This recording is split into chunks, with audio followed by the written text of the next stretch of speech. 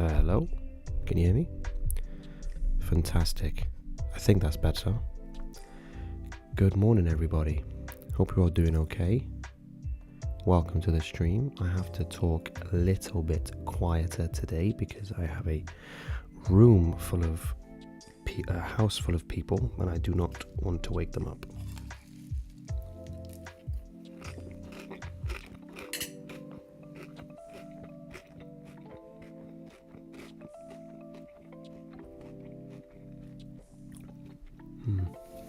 But I hope everybody is doing okay.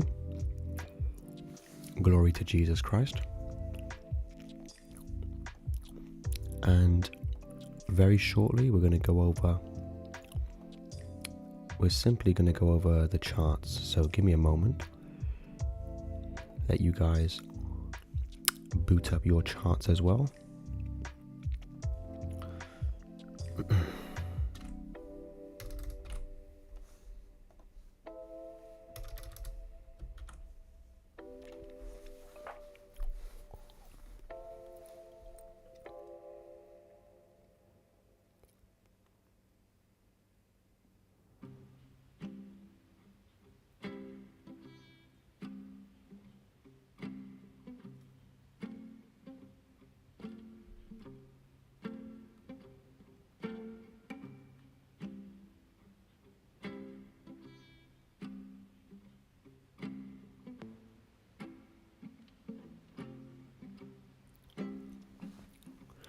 Right, one moment.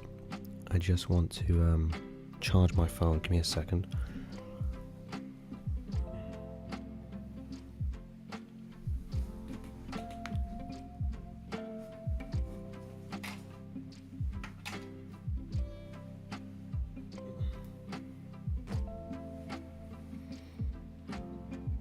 One second.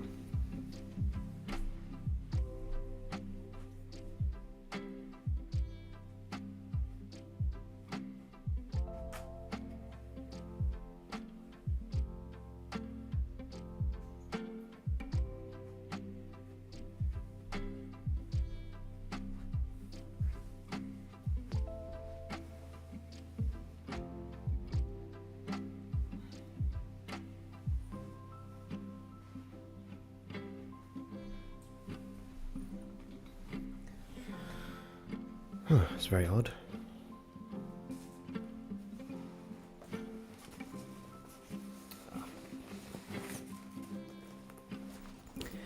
Was hiding away in my bag.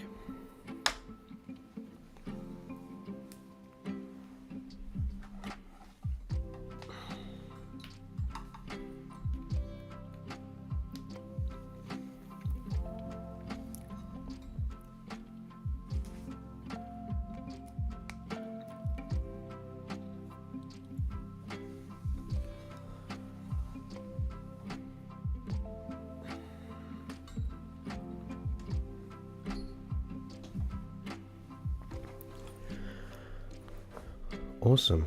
Alright then. So yeah, apologies if I'm a little bit quiet. Don't want to be speaking loudly. But I think this is... Pardon me, this is okay. Until around 7 o'clock, I'm going to be speaking like this. Alright, but what are we looking at? Well... From my analysis, you can pretty much delete all this because it's not going to make much sense to you, but I can talk about it. On the 4 hour, I'm going to sort of draw it out on the right hand side. You can see by here, we had a situation like this. Okay, oops daisy. So we did this, and then price broke lower. So that's this by here. Okay. So this bit is by there. So we broke lower, came down and down and down, and then price has been doing this, right? And now it's like mucking about by there. So the big question is, are we going to be crashing down from here? Or are we going to continue in this uptrend? That's the question. But what I'm looking at here on the 1 hour and on the 4 hour as well, if you just kind of ignore a lot of these blue lines, I want to delete everything, right? What I can see, at first I thought this was a whole big consolidation, but what I noticed is that this candle, right, has closed lower than these wicks. So when I look at the 1 hour, I can see that a little bit more clearly, right? So I can't call this whole thing a consolidation. Why? Because we had a consolidation right by here. Price broke lower. Now it's retracing upwards, and now we got a consolidation by here. So I've marked out my previous 1 hour retest level. I've marked out my previous trend defining point level. Oops. My mouse is getting funky. So I can pretty much trade, you know, sell by here, buy by there. But actually it's probably not going to be the clearest thing to trade. I probably won't get many entries. So what I'm looking for, maybe we get a 15-minute breakout above or below. And yeah, but if I get the sentiment by here or by there, I can take out my trades. Sorry, I can take my trades.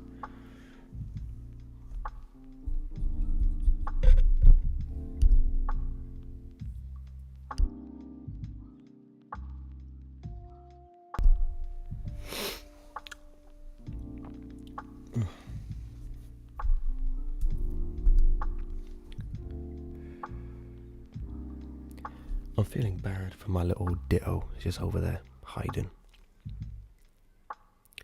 So yeah, apologies for the lack of noise. I have to like really sensually speak into the microphone so nobody wakes up. Yeah, because it's 6 a.m. I don't want to wake up my housemates.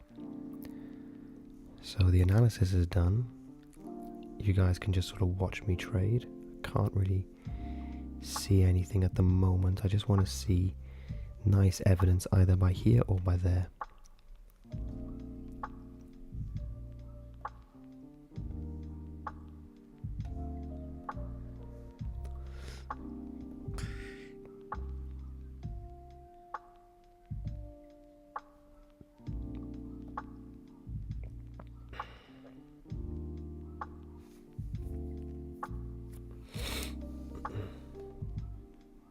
Yeah, that looks good for me.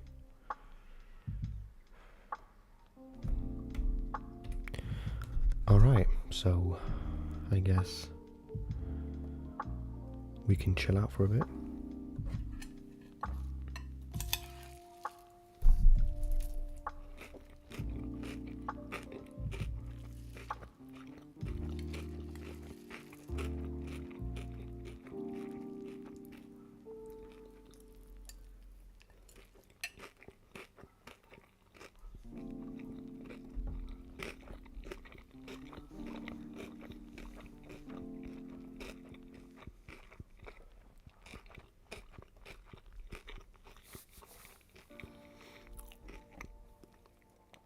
And then around 7 o'clock, we'll start with the discussion.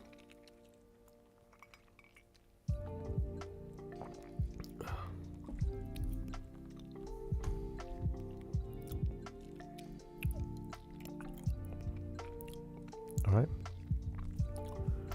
that's looking good.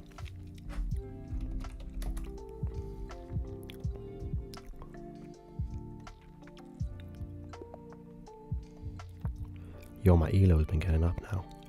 I'm on 771. So I'm going to just take it slow and chill.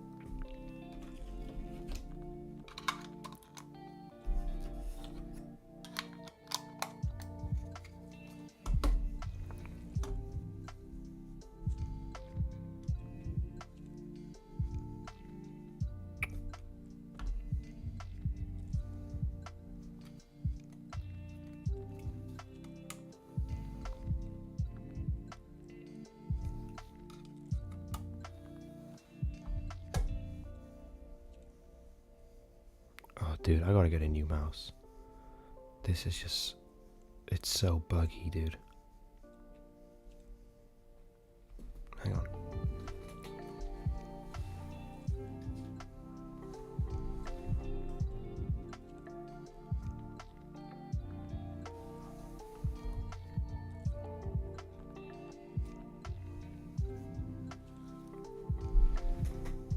There we go, it's better. Alright.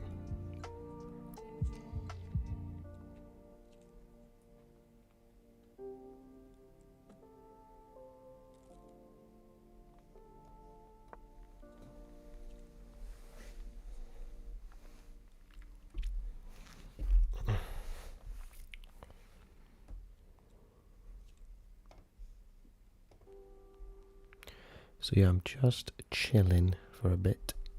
I don't want to be talking too much. Just waiting and seeing if you guys got questions. Ping them, otherwise I'm going to be as quiet as I can.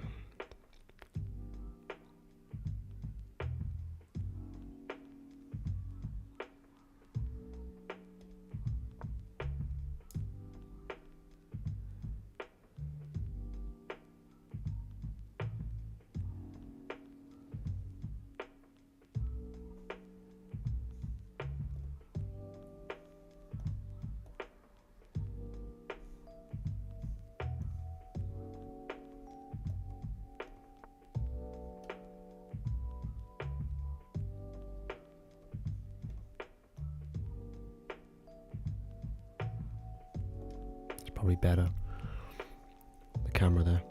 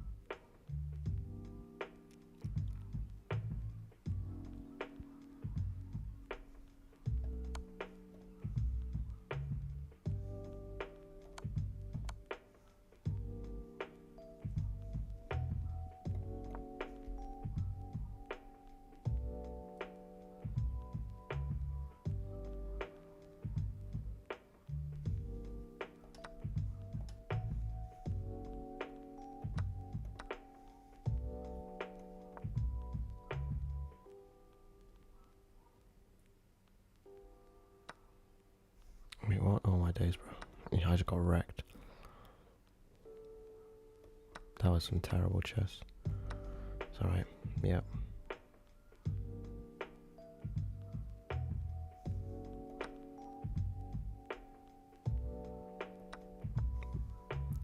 Why didn't he just take my rook?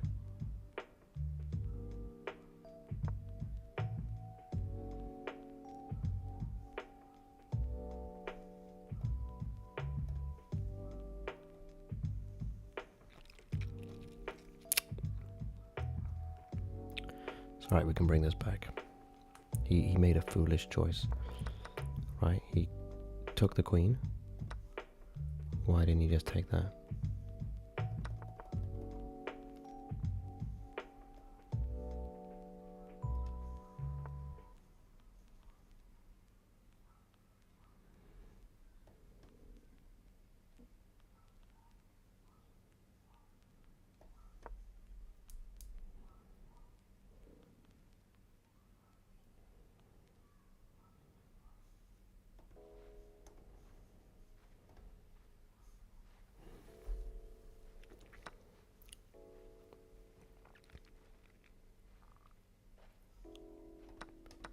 See what he's doing? He's making mistakes.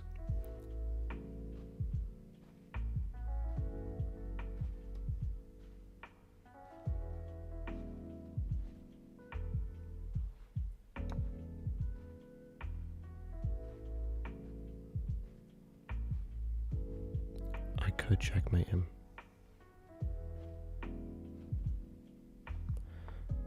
I've somehow got to get rid of this. I can just do this.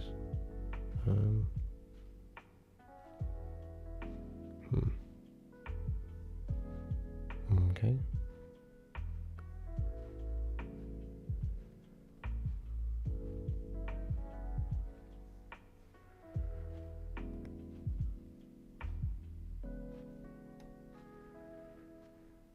Hmm.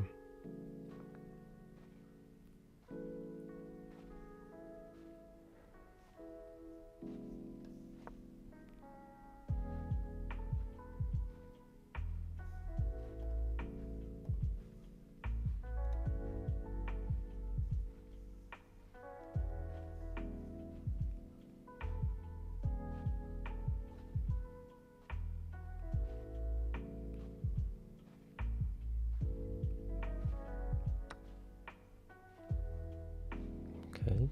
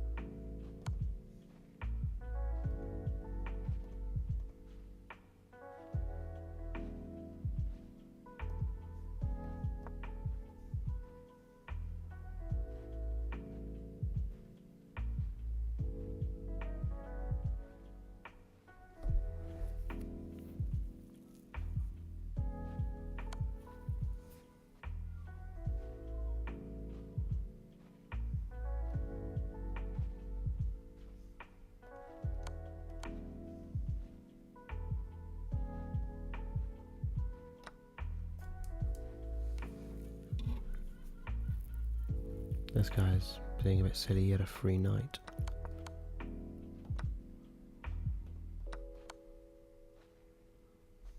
He could have just hit my knight. Don't know why he didn't.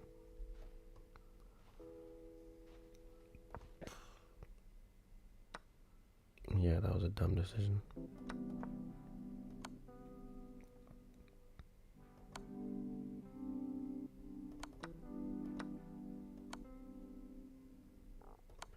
You didn't have to do that, you could have just gone there, but this is so much harder because I messed up at the beginning of the game. Okay.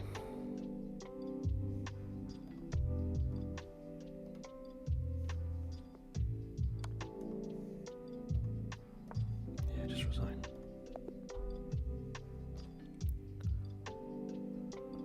Let's not do that again.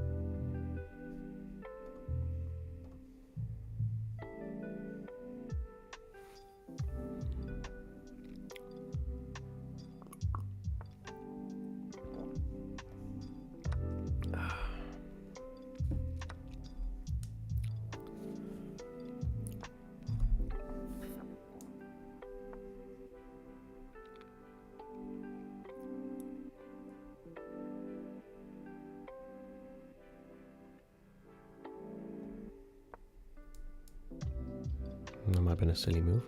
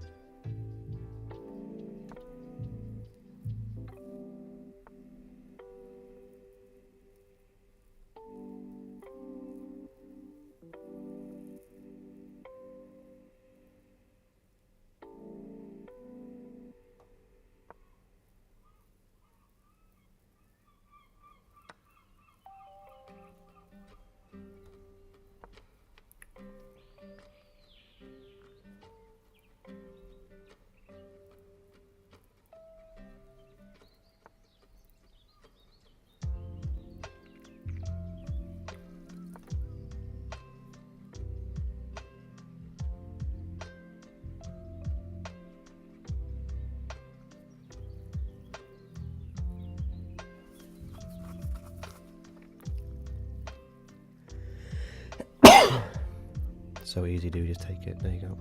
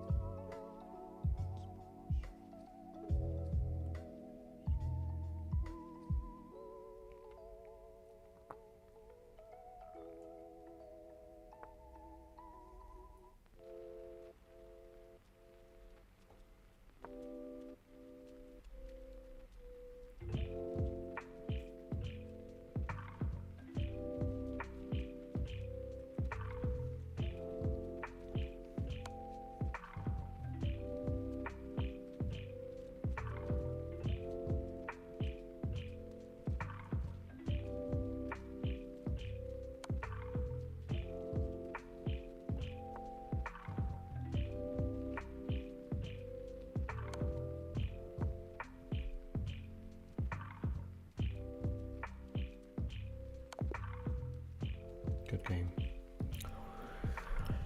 Spandi Manjar.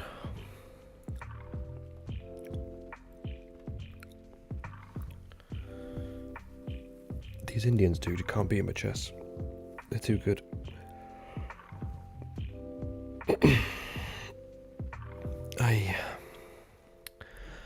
Alright then, let's get back to work. But yeah, I'm gonna give it another 30 minutes because I can't speak too loudly. I don't want to wake up my housemates.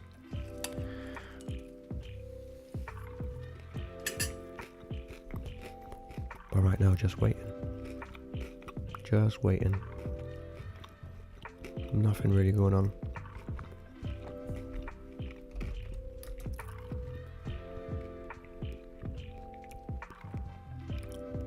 Oh, we got unemployment claims at 1:30. So as long as we're not entering our trades around that time, we should be fine.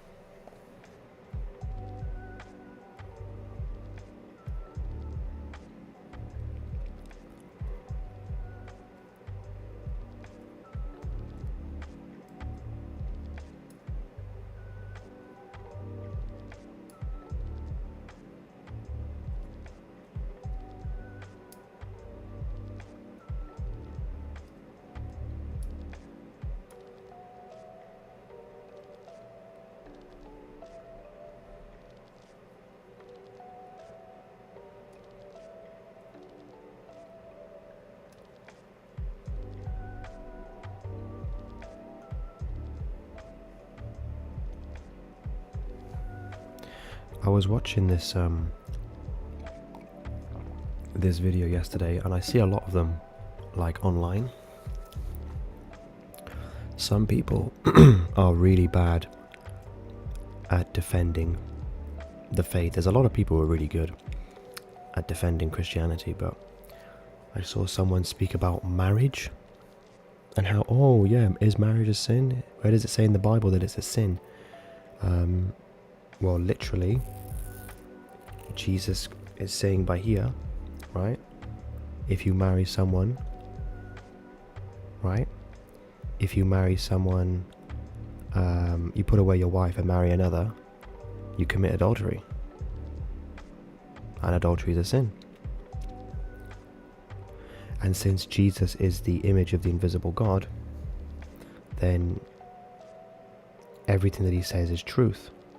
If he says do this, it's okay. If he says don't do this, it's not it's a sin. It's a sin, simple. So when people want to talk about marriage in the Bible, is it a sin, is it that? Just go to Matthew 19 verses 1 to 12.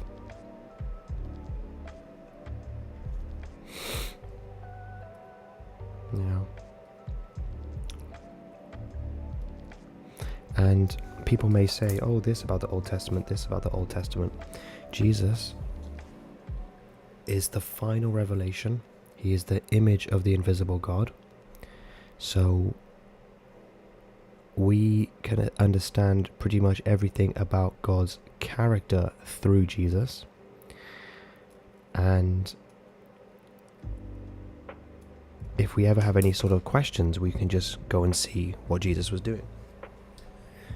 So when you see in the Old Testament things like slavery, there's certain rules about slavery or servants or whatever it is, it can be quite hard for us to sort of listen to. But God didn't command this from the beginning. He didn't command slavery. He didn't command multiple wives, concubines. But we can see by here, right? You know, they said to him, why did Moses then command to give a writing of divorcement and put her away? He saith unto them, Moses, because of the hardness of your hearts, suffered you to put away your wives. So why would God instruct him to do certain things, if not for the hardness of the hearts of the people? Do you think it was Moses who came about and made this all up? It was all ordained by God. It was all sanctioned by God. So nothing Moses could have passed. He couldn't have passed anything to the people if it wasn't already sanctioned by God. So when you go to Leviticus and you see all of the rules, we can clearly see that this is not what God intended from the beginning, but because of the hardness of people's hearts, you know, that's why certain laws were made. And of course, when Jesus established the new covenant and he suffered that death on the cross, so many laws were then abrogated. They were taken away. We don't have to follow them anymore. You know, unless you're a Jew, there may be Jewish customs or traditions, for example, like circumcision. A way that you would enter into the Abrahamic covenant was to chop off your foreskin. Do you know what I mean? But then as we go into the New Testament and we get the revelation of we get Jesus Christ, the final revelation of who God is, we can understand that it was never about all of these laws, right? And the New Testament speaks about circumcision of the heart, right? It speaks about circumcision of the heart, you know? So we know that just because we're seeing slavery in the Old Testament, we're seeing all these really harsh laws, it was never about God ordaining all of that. Like, he ordained it, but it was not how he wanted it from the beginning. Because why would Jesus say this? Why would he say, right? He saith unto them, Moses, because of the hardness of your hearts, suffered you to put away your wives, but from the beginning it was not so. Do you think God made people so that they could be enslaved to one another? Do you think he made it so that we could have wars with one another? This is just what the world was like. And God, giving them up to their own desires, thought, okay. It's like, for example, God wanted to dwell in a tabernacle. He didn't want to have a king. But the people said, we want a king, we want a king. So I said, okay, I gave him a king. I'll give you a king. Where does it say? I'm pretty sure it's in Romans, where we see Paul talking about God giving them up to their lustful desires. Oh. Hang on.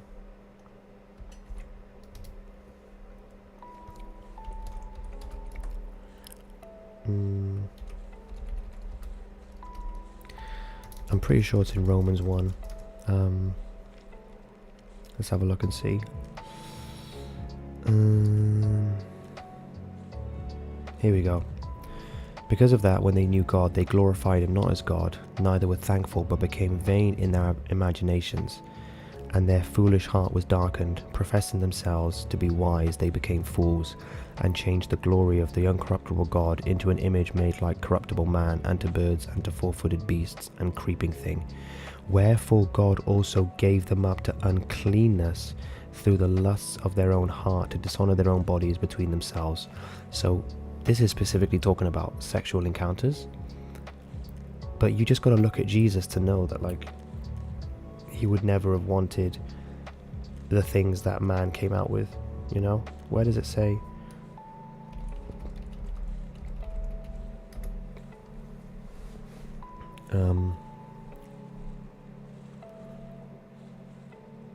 Colossians 1:15.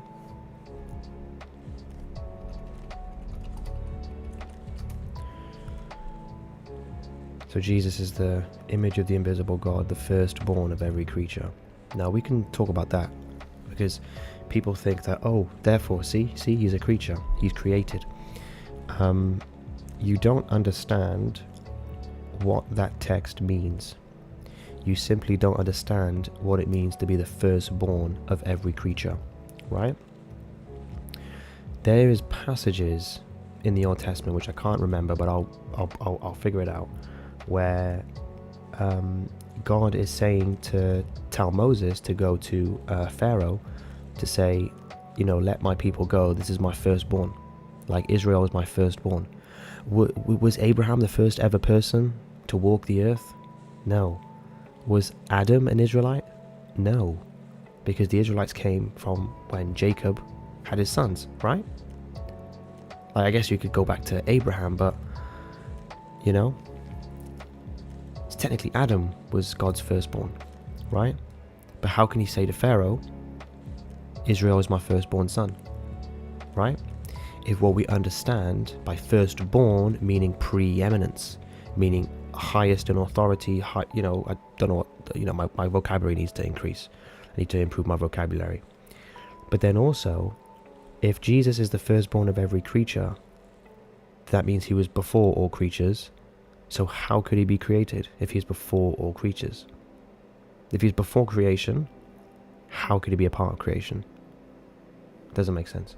But even in that actual, even in this passage, right, Colossians, if we go to verses 13 to 18, I believe, right, you can see, if we just keep on reading, for by him were all things created. So some people will want to take one verse in isolation and then try and extrapolate a meaning from that. All you got to do is just read these passages. He is before all things, and by him all things consist.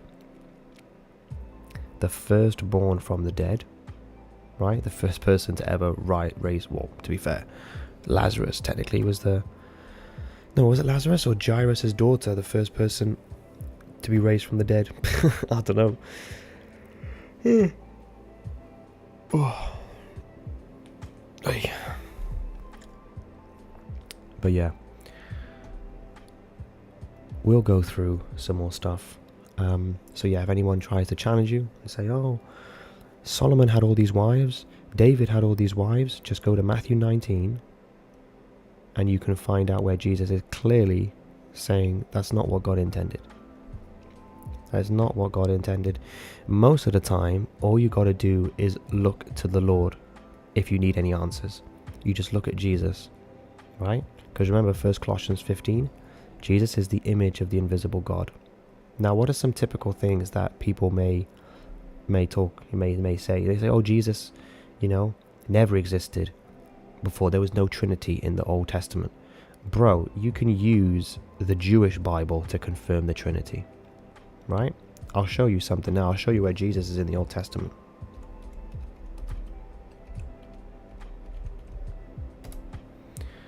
Okay, just read this. Sing and rejoice, O daughter of Zion, for lo, I come, and I will dwell in the midst of thee, saith the Lord. Says who? Says who? Saith the Lord. And many nations shall be joined to the Lord in that day, and shall be my people, and I will dwell in the midst of thee, and thou shalt know that the Lord of hosts has sent me unto thee. What? How can the Lord be speaking, and then say, I will come and dwell in the midst of you, and you will know that the Lord of hosts has sent me. Boy, I thought the Lord of hosts was literally just speaking. So there's clearly two people there. Right? Many nations shall be joined to the Lord in that day, and shall be my people. And I will dwell in the midst of thee, and thou shalt know that the Lord of hosts hath sent me unto thee. People try and take this passage and say, well, this is an angel of the Lord, because if you read the whole thing in context, right, it's basically Zechariah is looking and there's an angel who comes up to him, right? But it's God speaking through the angel. Similarly, God is speaking through, when he spoke through the burning bush to Moses, right? He was speaking through an angel. Zechariah here, look at this. For I, saith the Lord. Verse 6, saith the Lord. An angel can't say that. An angel cannot say, I am the Lord. How do you know that an angel can't accept being on the same level as God? I'll show you.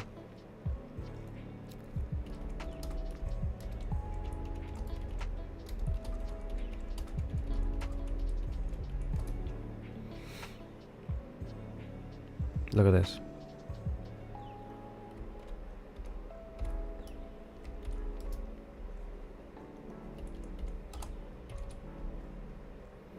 What was it? Verse 8 to 9.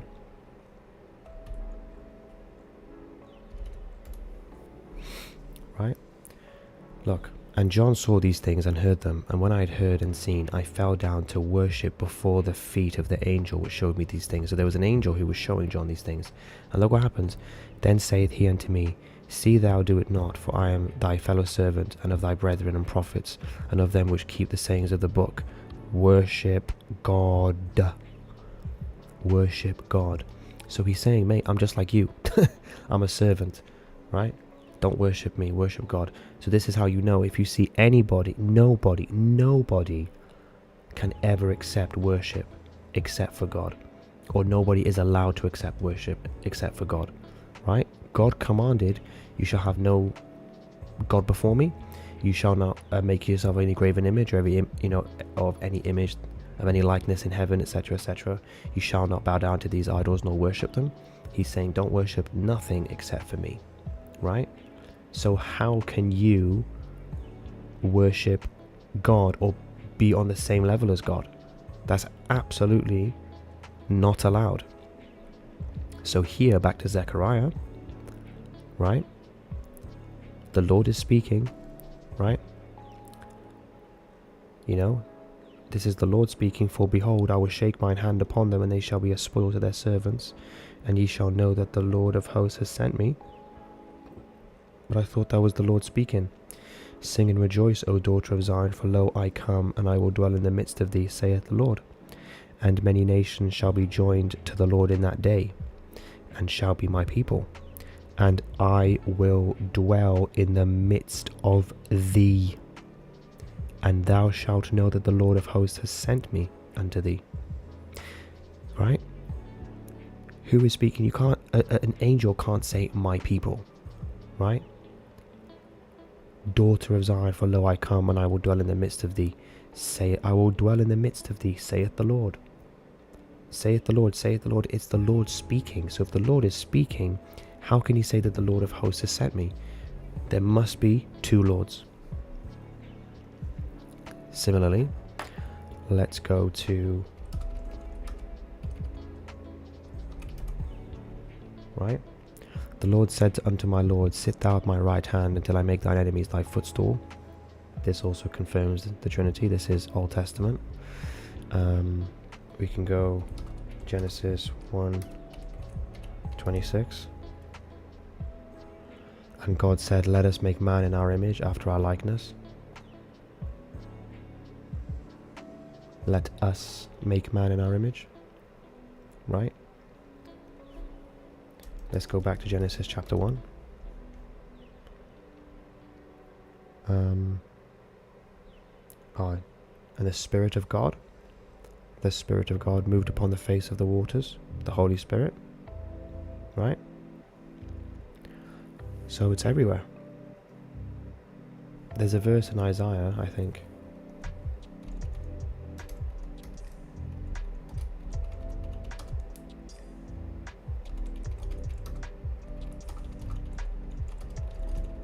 Something like this. Okay, Isaiah 48, 16 to 22.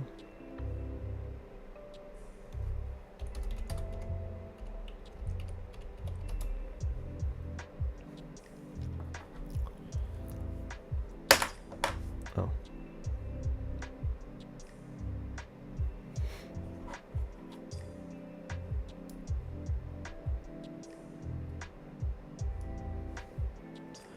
Was it 48 or 43?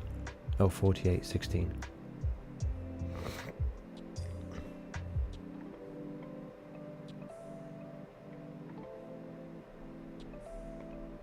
Let's just read Isaiah 48. Right?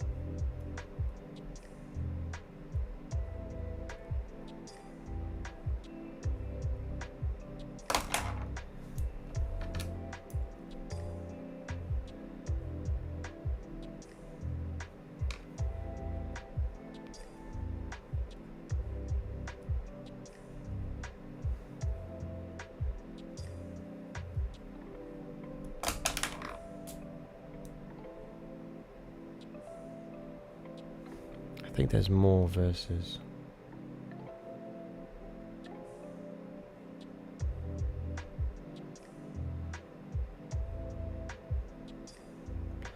Is it Isaiah 43?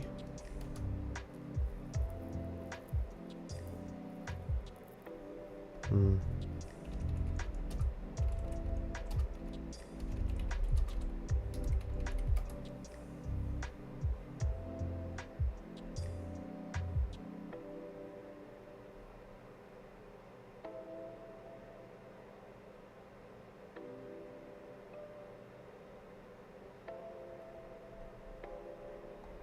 Hmm.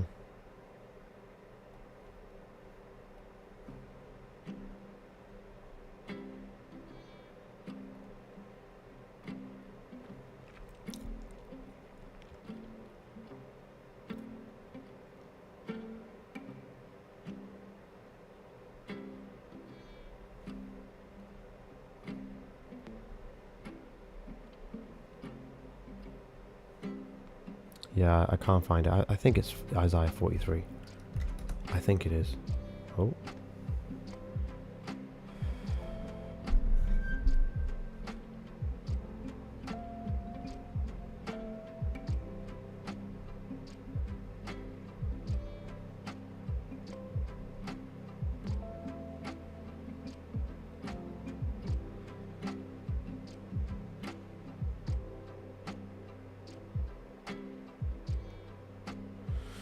Yeah, we can digest this properly and go proper deep into it, because I'm even picking up now, you know, Yahweh's calling himself the Redeemer. And do we call Jesus the Redeemer? He says there is no Savior but me, you know? So we can go into this all day, to be fair.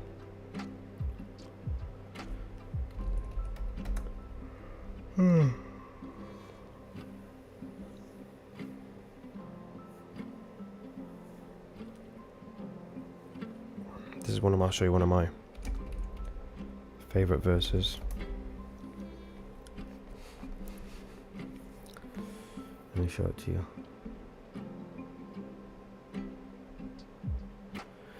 Here we go. Being born again, not of corruptible seed, but of incorruptible, by the word of God, which liveth and abideth forever. For all flesh is as grass, and all the glory of man as the flower of grass. The grass withereth, and the flower thereof fall away, but the word of the Lord endureth forever. That's amazing. That is absolutely amazing. But where do you find this first? You find this first, I believe, in Isaiah. Testing my knowledge now. I'll have to Google it, dude. The word of the Lord stands forever. Oh, almost. It's Isaiah 40. I have to memorize that one because it's such a powerful one. It's so powerful. Isaiah 40, 6 to 8. Alright then.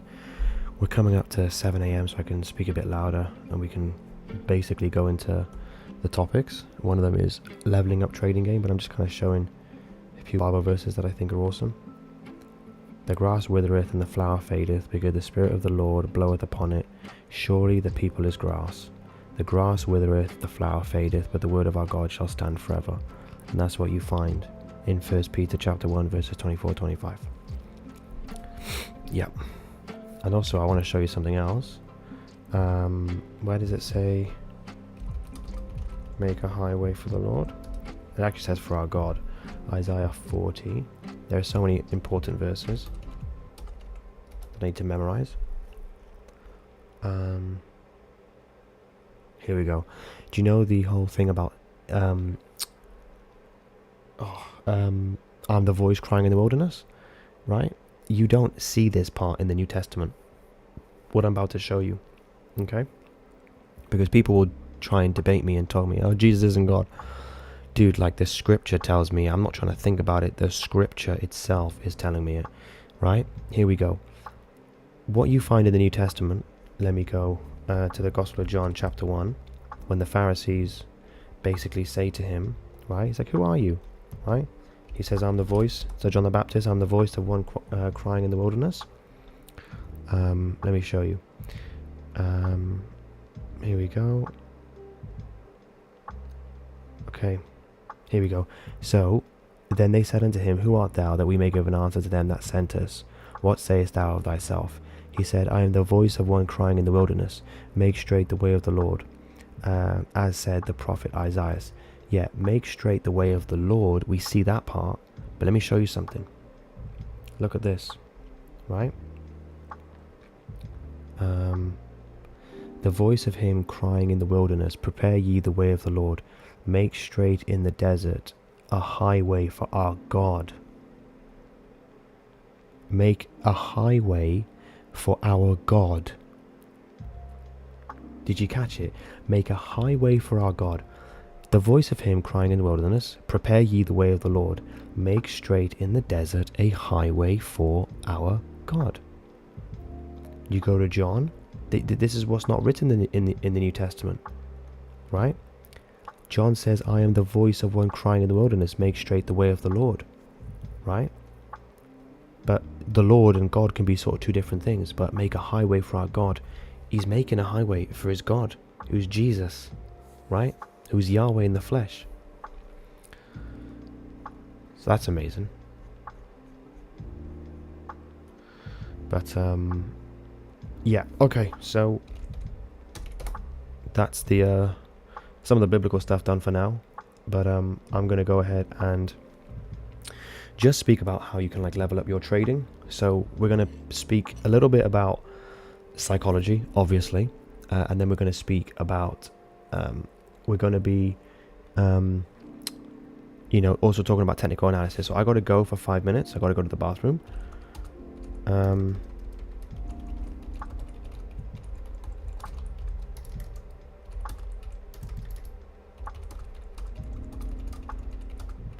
So get some stuff ready. I'll be back in 5. Okay.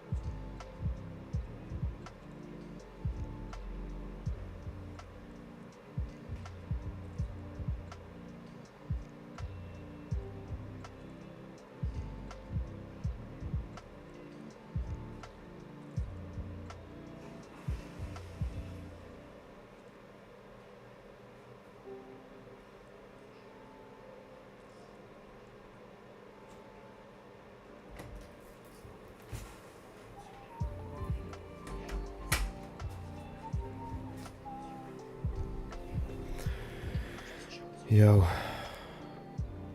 there's a lot of stuff going on in the world, eh? You know, with all the Trump, and I just see there's like a trade war with Canada now. Dude, what is going on? Thank the Lord that we got the Lord, because otherwise we'd be in a lot of worry and stress, and we don't have none of that because we have the Lord. So, all right, let's begin. Let's dive into what we're going to speak about. Okay, so I guess I'm just going to speak about a lot of things that help me in my journey. I don't know if you guys can hear the music. Is it? Hang on.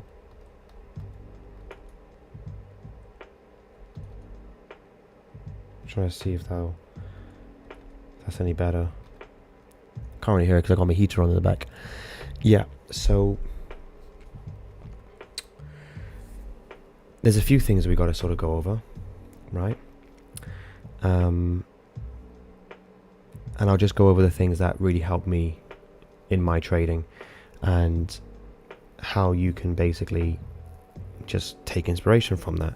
Although I will say this, I can't really remember a lot of how I used to trade. But what I can remember is that it had everything.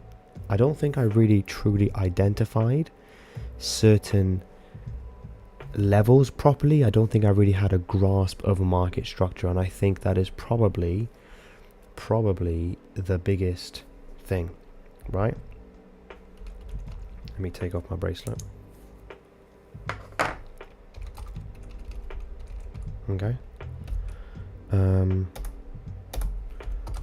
So market structure is like really easy, and I remember this was something that I just found really confusing when I just started out in trading.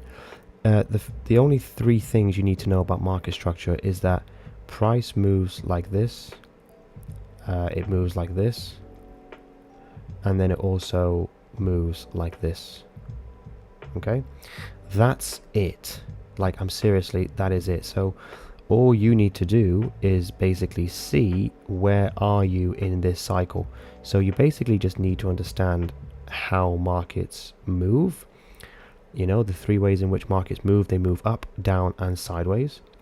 But then also, hang on, let me just see if I can make this a little bit thinner. That's better, right? You need to know when trends shift, and that is really important, because if you can understand where trends shift, then you can be able to see price in this whole big mess like this, and you can just zone in on like one small little piece, like by here, and you can say, yep, I can see that price has broken a level by there, I'm taking buys. And you ignore all of this big fat mess, right? But that can be like really difficult. That can be really difficult to figure out. You know, how on earth can you make sense of something that looks like this? You know?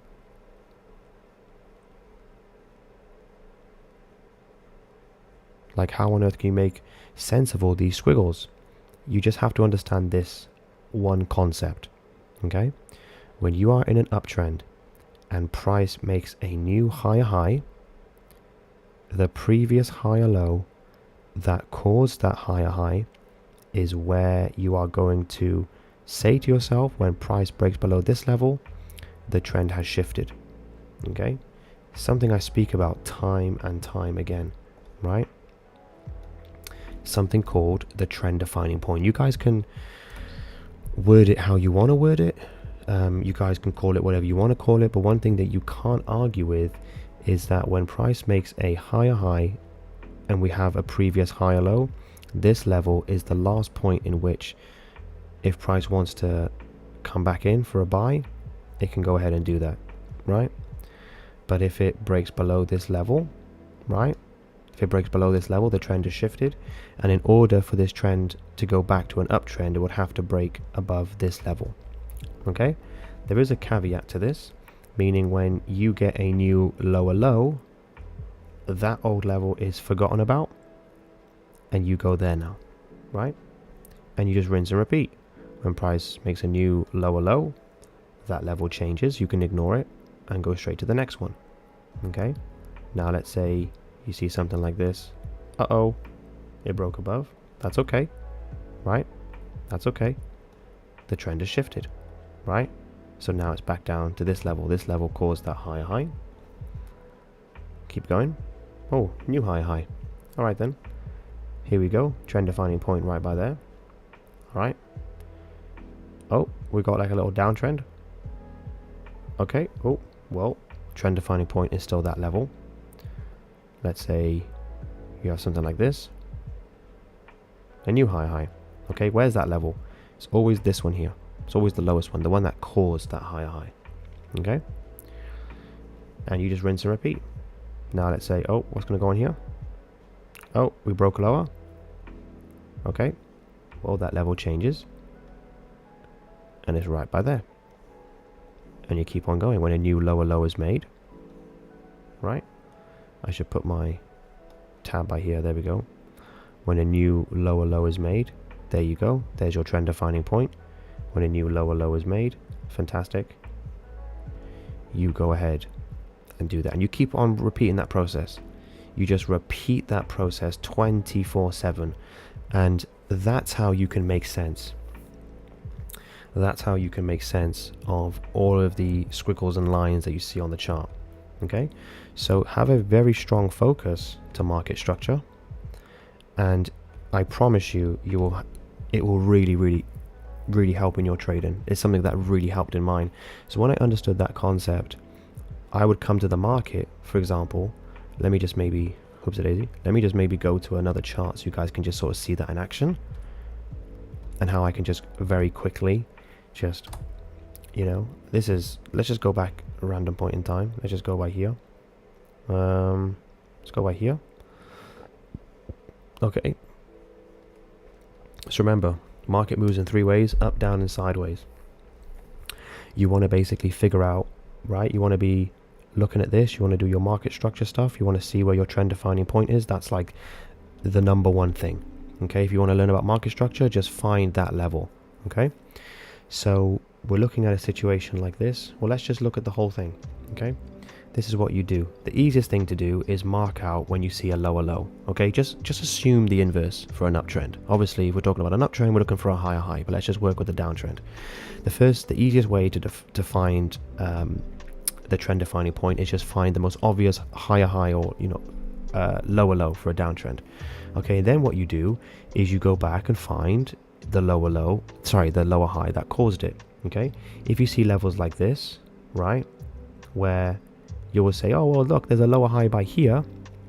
Yes, this level is important, but for like a beginner level, don't worry about it and just focus on this level. Okay, so you go back and boom. Okay, because in downtrends, it will always be, okay, let's say, for example, you see this, and let's say, for example, you see something like this, right? And then you get the break. Well, you've got three lower highs by here. Which one do you pick? For downtrends, you always pick the highest lower high that caused that downtrend. Sorry, that caused that lower low. Okay? If we're going to go and flip the opposite for an uptrend, it's the lowest higher low. Okay? Highest lower high that caused that lower low. And then for an uptrend, it's the lowest higher low that caused that higher high. Okay? So you apply the exact same thing by here. The way that you define, this is another thing I'm going to give you, another way that you define this level being broken, okay, is by drawing your key level like this. Okay? You go from the wicks to the bodies, okay? We'll go into key levels a little bit later, but this isn't like the most accurate way to draw it, but I'll just do it for just for simplicity. So you go from the wick to the body. If you don't see a body close past the wicks, there is no lower low. So you may say to yourself, well, you're trying to practice, you're trying to see the market like this, you're trying to draw your levels and whatever. And let's say, for example, you get the confirmation you've gone to a downtrend, okay? But you see something like this, okay? But let's say, for argument's sake, there's a wick by here, right? Let's just say there's a wick by there, exactly the same as this scenario, okay? So your key level is going to look like this, okay? Even though technically you can see that we've got a lower low, it looks like a lower low, doesn't it? Right? You don't define it like that. What I want you to do is simply, even though just from the naked eye what you're looking at is something that looks like this, because you've got this wick and you've got that key level, I want you to simply just look at that like this. Just like that. When you get a close below, like you get right by here, then I want you to basically say there's a lower low that's been made. Okay? That's when you confirm it. Okay? So you see this, you're able to draw it out like this. Okay? Fantastic. I can see my lower low.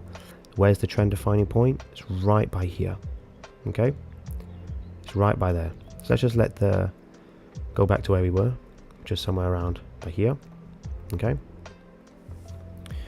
And all you're doing is just all you're trying to do is gauge where the market is. So you can say, okay, the trend defining point is right by here, right? So you've drawn out your structure, price has come back by here, and you know that price, if it wants to, it can break above, sorry, it can go lower, or if it pushes up, the trend defining point is going to shift, it's going to be down by here. Okay? So yeah, give me a moment. I'm actually going to, on another screen, I'm going to get up my gold chart so I can make sure I'm not missing anything. I think the market's going to move mad today.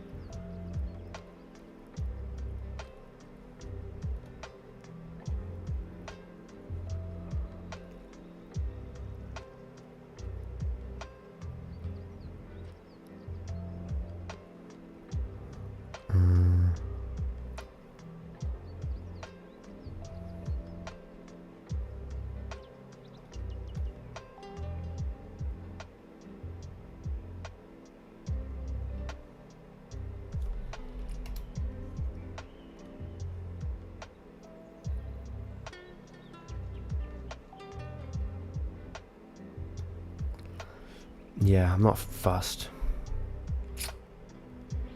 Yeah, okay.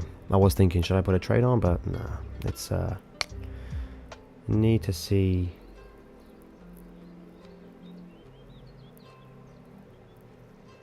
something a bit clearer.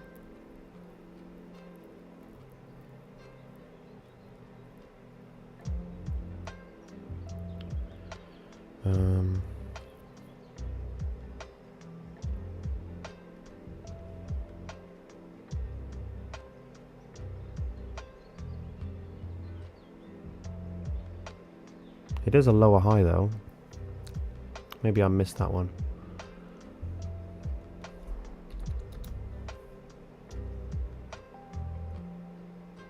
Might have been able to have gotten a nice 1 to 2 by there. Probably maybe a bit better because I probably could have got my entry up by here.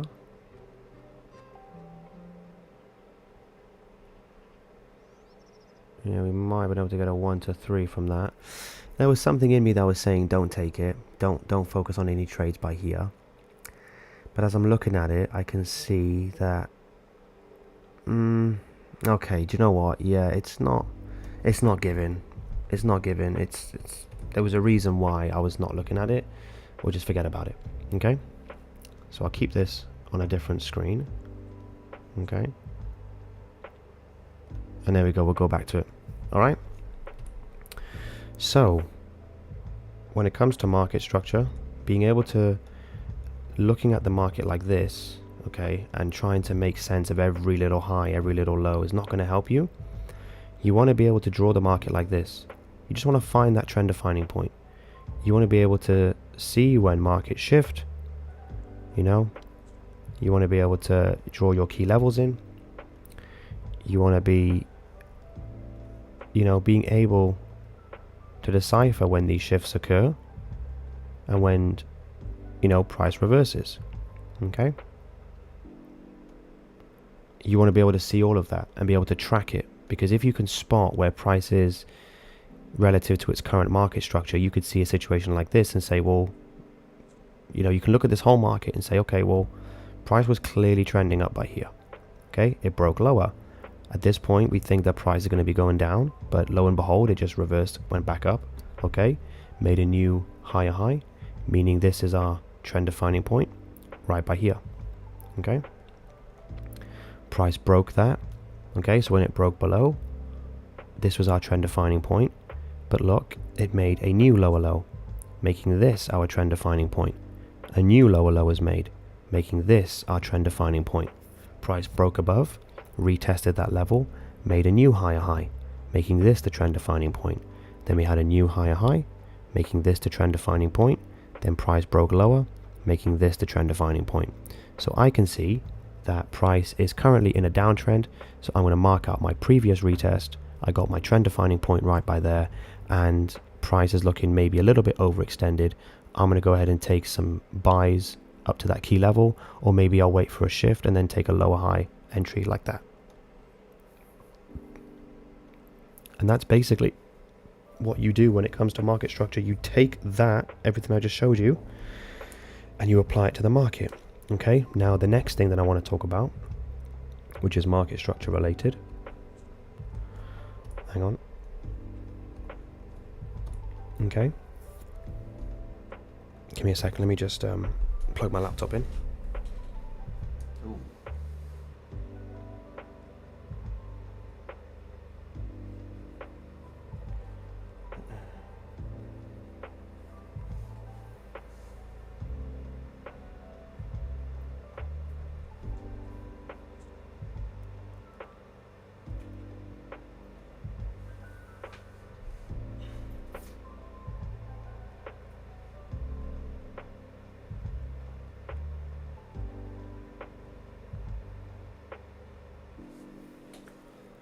Oh, it's charging. That's cool.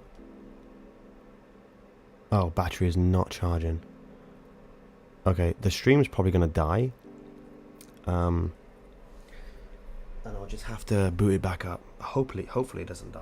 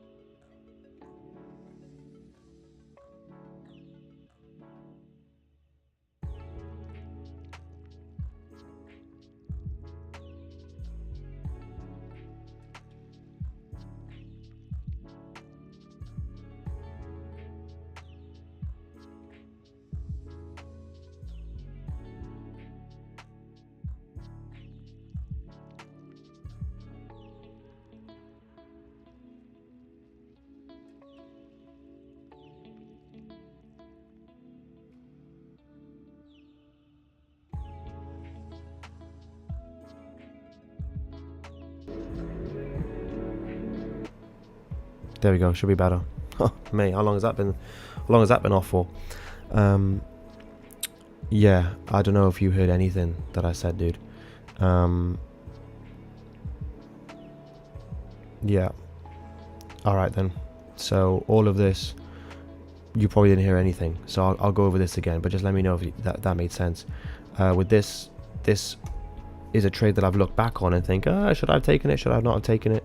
When I was by here, I was basically saying to myself, I'm not really too focused on trades in this level. Really, when I take consolidations, I just want to see the 15-minute sentiment shift in my favor. I'm just thinking to myself, I was just thinking as price was rising, I didn't really see anything. I didn't know if it was going to be rising or going down. What I like to see really is like price will do something like this, okay, and then I'll take my sell, right? Not so much that price has already come by here and then I come in and take the sell by there, but it could be something. Maybe I missed it, maybe I didn't, I don't know. In my mind, I wasn't focused on it. There was nothing in me that was telling me to pay attention to it. So I didn't pay attention to it, but it's okay. I just had a quick pray to the Lord, and he's told me just keep on going, keep trading. And we can maybe make a note of this later on and see what the situation is. But that would have been a 1 to 3, but I don't really care, because if in my thought process I was thinking to myself, don't take it, then that win doesn't matter, because there's no point just trying to collect wins that we that we could have had. It's all about trusting our gut, trusting our process. But yeah, I don't know if you heard any of this, so I'm gonna quickly go over it again. So I was basically saying that we think about market structure, we think about that trend defining point. Okay, we've also got our retest level to be aware of. Okay, something I want to say about a retest level: if you see a situation like this, right, and price has moved off, okay, when it makes a new higher high, you just reject that old one, reject the old one. It's all new, it's all fresh. I want everything now from the left there to be forgotten. Retest level, trend defining point. Price comes by here, makes a new higher high. I want the old to be forgotten. Okay, forget the old and just focus on the new. Okay, well, this is the same level, so we can not worry about that. Price comes down by here. Oh, the daisy, get taken out for a stop loss, no problem. Well, okay, forget the old, focus on the new, right? Oh, fantastic, we get a win. Cool. New higher high, focus on the new, forget the old. Okay, that's what you do. You don't start to think to myself, oh, let me go and take this level, this level, this level, this level, this level. Forget that. Just focus on this. Okay, so you focus on these levels, retest levels. You got your trend defining point. Amazing. Price has shifted. So there we go. You've also got this retest by there. Easy. Price comes by here, makes a new lower low. Fantastic. This level is now your trend defining point, and the process just gets repeated. Okay, let me just double check. The process gets repeated. Before I make any decisions, let me just quickly think.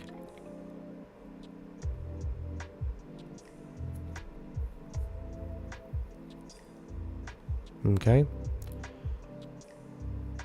So now the sentiment is not looking bullish nor bearish. Let me go ahead and delete this because I don't need to look at this. All I'm focusing on is just this by here. All of this stuff.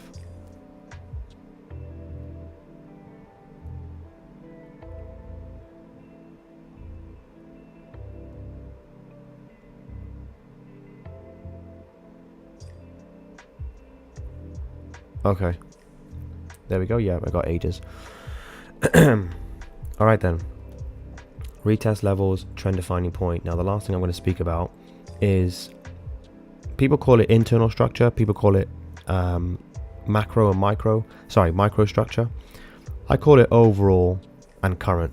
Okay, and I'll talk about that in a moment. When we're looking at the market like this, that exercise we were doing, okay, these levels, right, trend defining point, whatever, these are what I call overall levels. Actually, more specifically, this, these levels are what I call your overall levels. Why? Because the overall trend is to the upside.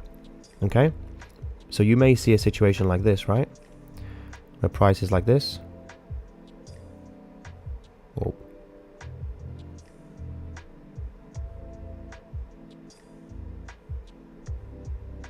Okay. Your overall levels are the levels, you know, it's simply like your trend defining point. Well, actually, bro, chill. When you're looking at it like this, okay? When you're looking at it like this, or you know, your overall is when you decipher it like this, okay? When you just focus on this, this, this. Did you get it? The overall is to the upside, okay? So these little bits in the middle is what's called your current structure, okay? These little bits by here, all of this, and it's basically where you'll have sort of trends within trends, but it's not so much just trends within trends, it's also just key levels, right? Because you could have a situation like this, right, where price is trending upwards, but in the morning you can see that price is consolidating. This is current structure, okay? This is overall, right? If I look at my example on gold, okay, this is my overall level. I'm going to draw it very roughly, just so don't copy this. Okay, this is my trend defining point. This is, oops, daisy. This is my, where's it gone? There it is. This is my lower low, but then I've got this current structure in the middle. Okay, I got this low by there, I got this high by here. Okay, I also go to the 1 hour, do the exact same thing. I can see that I've got my higher high by there, I've got my trend defining point right down here, but then I got my current structure, which is this little consolidation. I've also got this little level by here. Okay, so you got to focus on these levels, because what you don't want to do is be in a situation like this, right, where you will see the market like this, right, and be like, okay, the trend is to the downside, right, but you're seeing price is having a big old fat party all the way by here, right? Is doing all this, and then you say to yourself, yo, I'm gonna buy. Finally it's gotten over the trend defining point. You take a buy and boom, it starts smacking down. So you got to take this into consideration, right? You got to say to yourself, when it comes to your overall levels, like maybe like your trend defining point, your retest levels, whatever it is, you've got to take into consideration all of this action. Okay, no matter what it looks like. It doesn't have to be an uptrend. This could be, you could see something like this, right, where price is having its own little trend down by here. Okay, you mark out this level, mark out that level. As a little tip, whenever you draw your retest level out, if price just kind of does this, right, if you've got a retest level, and let's say for example you've drawn out the wicks, you've drawn out your levels like this, and price has gone like that, just ignore it. For me personally, I just ignore it. Some people, they might want to do like a, you know, break out, break back in, kind of sort of retest it again. I just ignore it. I just think it didn't do what it was meant to do. I'm going to forget about it. It's done now. I don't need it, right? So, as I was saying, yeah, you just follow that structure. Okay, because you don't want to be in a situation where you're saying to yourself, because this can happen, right? From this moment, you say to yourself, okay, I can see that I got this uptrend, but I'm not going to be buying because price is overall is to the downside. So I've got this new higher high being made, I'm not going to buy. I've got this new higher low being made, I'm not going to buy. New higher low, not going to buy, I'm going to wait, I'm going to wait, I'm going to wait, I'm going to wait, I'm going to wait. It gets to here, you've waited like 30 days, right? And then it sells. And you had all this action you could have taken, you could have basically been a part of, right? But this is where testing comes into play. This is what I personally do. It's not going to work for everyone. So I personally do. I do my market structure on the higher time frames, so that when price gets to these levels, I look at the lower time frames and say to myself, well, if I, for example, dude, if I, is there a rubber? Can I get a rubber? Oh, give me 1 second. Do I have an eraser? I never really use the TradingView annotations much. There should be a rubber somewhere. If there's not, there has to be an eraser. Come on. If you know where it is, let me know. icons. Yo. What is that? Like a flipping genie, dude? What is that? What? Bro, that's me when I get to the market. Stuff just happens. I just make it work, man. Okay. Click on the bin. Oh, okay, yeah, but I want like an eraser. I don't want to just delete the whole thing. Cheers, buddy. So yeah, back to the point at hand, right? This is where testing comes into play. Okay? So for me, like, okay, let's say for example you're by here, okay?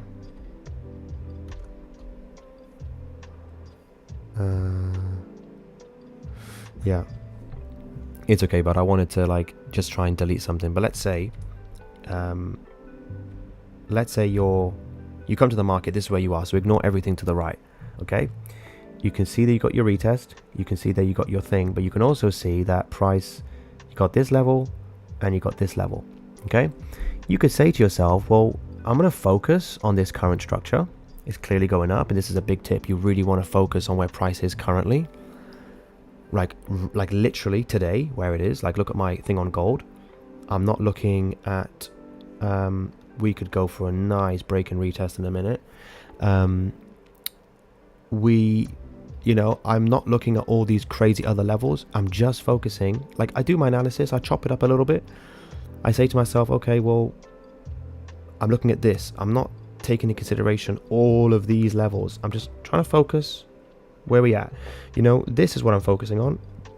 Mark out my levels, but the majority, the big focus is right here, right by here, these levels. And these levels are just for like reference points. Okay, like if we go into my strategy, I digest a lot of things, but that's what I'm focusing on. I don't want you to go and focus on all of these levels and start doing like all this. That's just the worst thing. Don't do that. Okay, price does not care about that. Just focus where price is currently. Focus where price is currently. Like, look at me right now.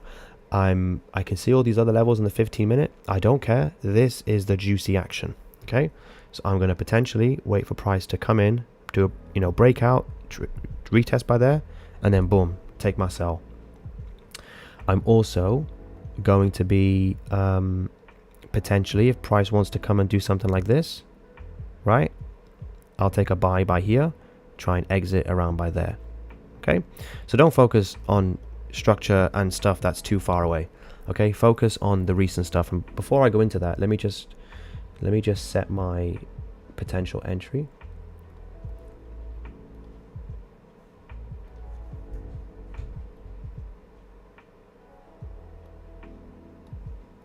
Yeah, that stop loss is going to be way too big. Unfortunate. Yeah, so I'm going to need price to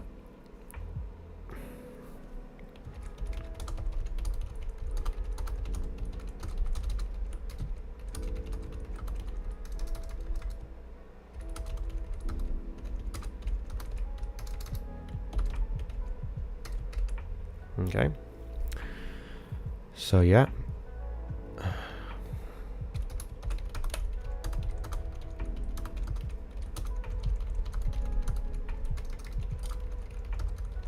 always write myself little notes in the day because I can tend to forget stuff. Okay, so I'm going to need a wick rejection. So I got some time. I got ages before anything develops. Right, so back to the thing at hand. Focus on this current structure. That exact same process we were drawing out by here, you can apply it to that. So you basically will see something like this. Let's use a different chart because that's looking a little bit messy. You see something like this, right? Okay, boom. You got your overall trend defining point, you got your overall retest, but then you see something like this. Okay, you can just do the exact same thing. Okay, I see a retest, I see this by there. You may want to kind of like focus on stuff, I don't know, like this getting a bit complicated. There's going to be times where you'll have two decisions. Like you'll have a situation where you'll see this, okay, and you think to yourself, what do you do? What do you do by here? Hang on. Oh, what?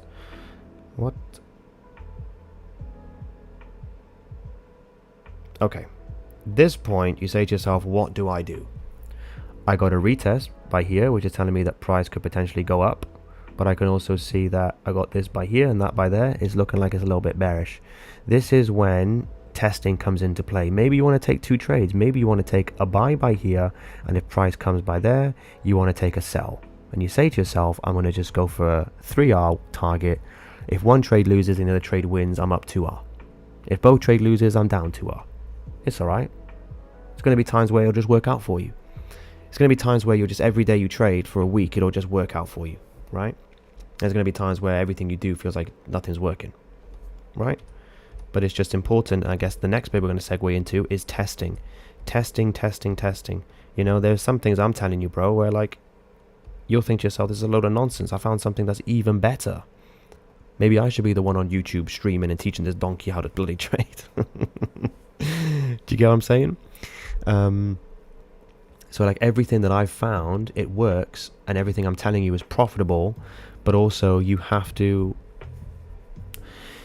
pair that with your own testing. The reason I've learned all these things is because I've gone through and tested all these things, right? I've gone through and tested all these things.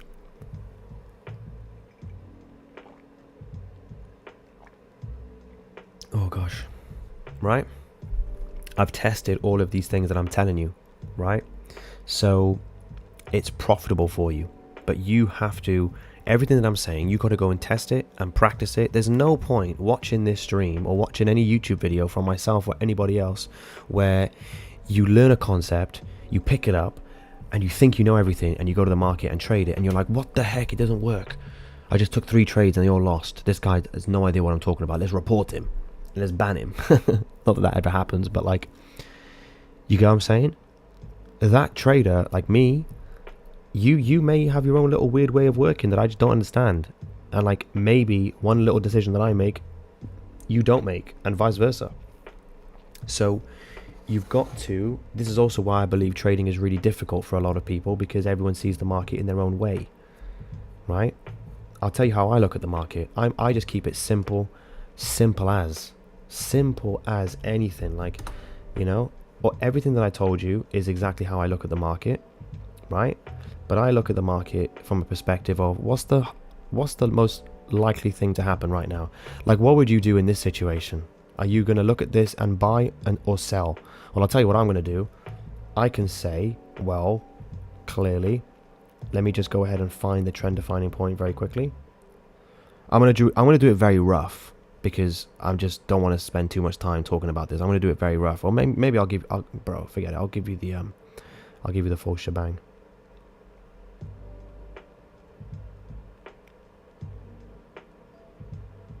So I'm just drawing this out by here. Oops.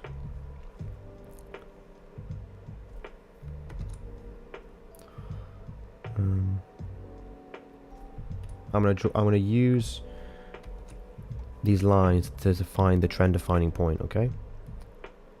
So we've got this high by here. There we go, broke above. There's our trend defining point.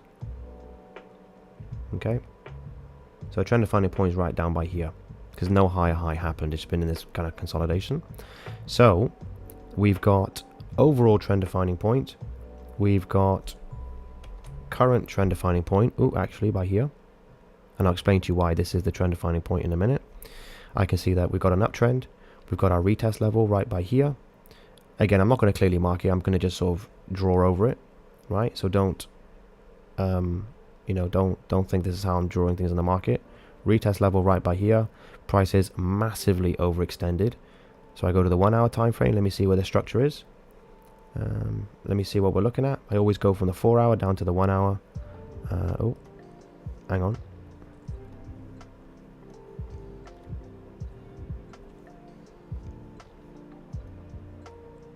Okay, so I'm going to wait for price to, two things I'm going to do. I'm going to wait for price to get to here and give me some wick rejection so I can take a better entry. Maybe get my entry by there, stop loss by there, and take like a nice juicy 1 to 4 target, right? That's what my trade's going to look like.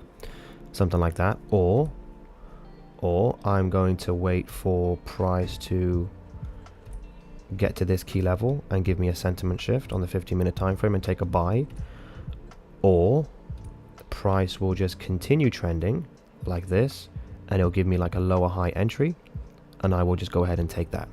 So that's my 3 options. Okay, let me go ahead and write that down.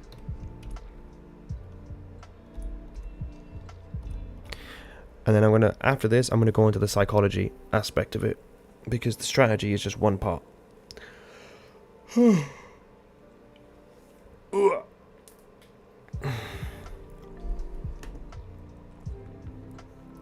Actually, let me just check that the music is not running into copyright potential music.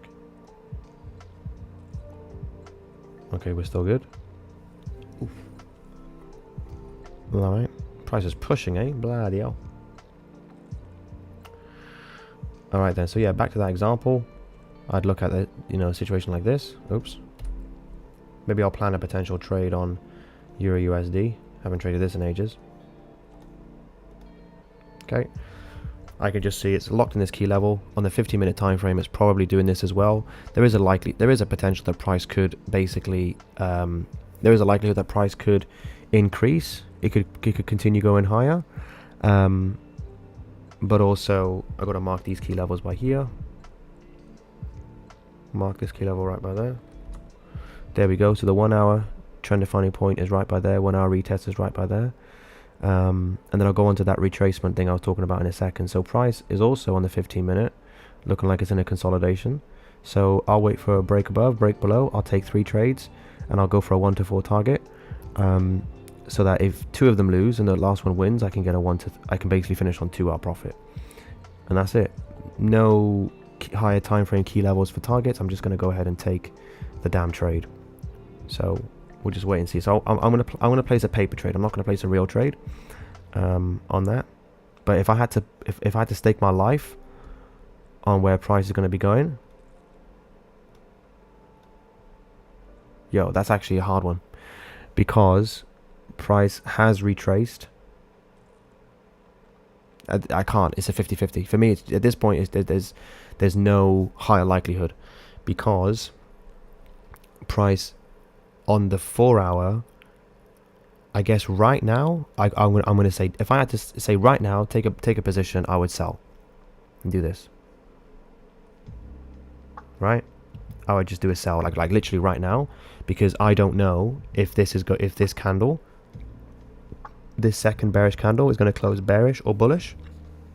Now the reason why that's important is because for any retracement to be valid, so if you see something like this and you're looking at the market thinking, is this a key level, is this a retracement, you need to have at least 2 candles, right? So if I look at this by here, okay, some people will be like, oh, look at that, the market retraced. Okay, I'm going to draw my key level right by here. I used to do this, I used to say 1 wick is enough for a key level, right? And I draw my key level like that. Obviously not like that, but you get what I'm saying. That's not a key level. That's nothing. That's literally nothing. It's nothing. As if I'd pretend like that's not even there. That's what I do. I'd pretend like it's not even there. Oh, hang on. Okay, fine, yeah. So that's why I said I don't know what to do, because if this candle closes bearish, then it's a 50-50. But right now, I'm not too sure. And the reason why that's important is because if we're in an uptrend and I see price retracing, if we're in an uptrend, it could make a higher low, because price makes higher highs and higher lows. It makes higher highs, then it makes higher lows. It makes a higher high, makes a higher low. But before a higher low, there's the retracement. So if I know that it takes 2 candles for a retracement to be confirmed, doesn't mean that it's over. We could have 1, 2, 3, 4, 5, 6, 7, 100 bearish candles. It just means after the second bearish candle, when that retracement is confirmed, then I can potentially start looking for buys. That's why I'm saying it's 50-50, because it could go down, right? It could continue pushing lower. That's why I put a sell right by here, because if this is going to close bearish, maybe I could get like a 1-to-1 or something. Maybe you could push for a little bit lower, but if it's already closed bearish, then I don't know. It could the retracement could be over and we could be going higher. Even though it's small, even though it's a tiny retracement, it could still happen. right? And that's why I marked this as the trend defining point, as the current trend defining point, because even though it's small, right, you have to see an actual retracement. It can't just be like candles lining up together. Oh, I saw 2 candles. Okay, oh, why did it go up? Well, it's because it didn't look like it retraced. It didn't look like it pulled back. Even though it's very small, yes, you can still see that it's clearly retraced. You can see that even though it's very small retracement, it's still retraced. Okay, but if those bearish candles were lining up, you know, then not so much. This is all down to testing. You know, I've tested it that this works for me. All right then.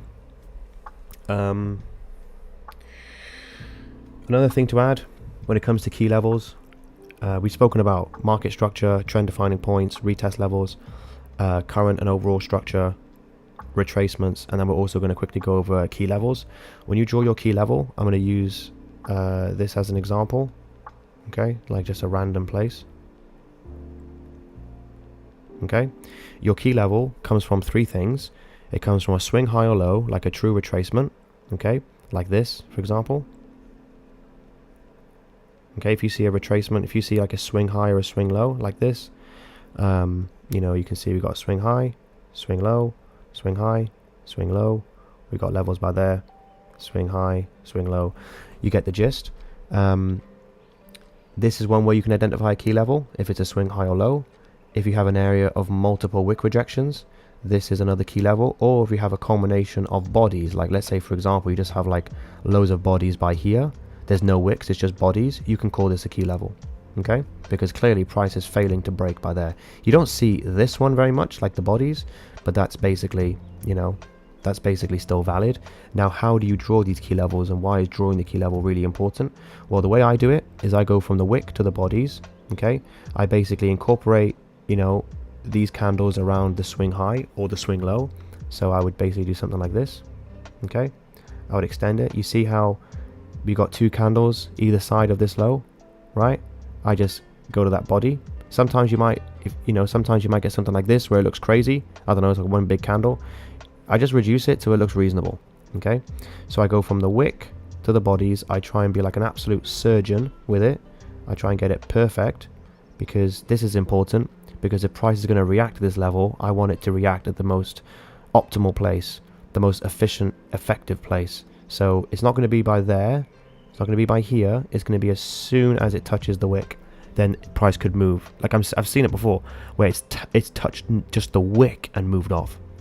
But you've also got to draw this by here, because you've got to know where the level ends.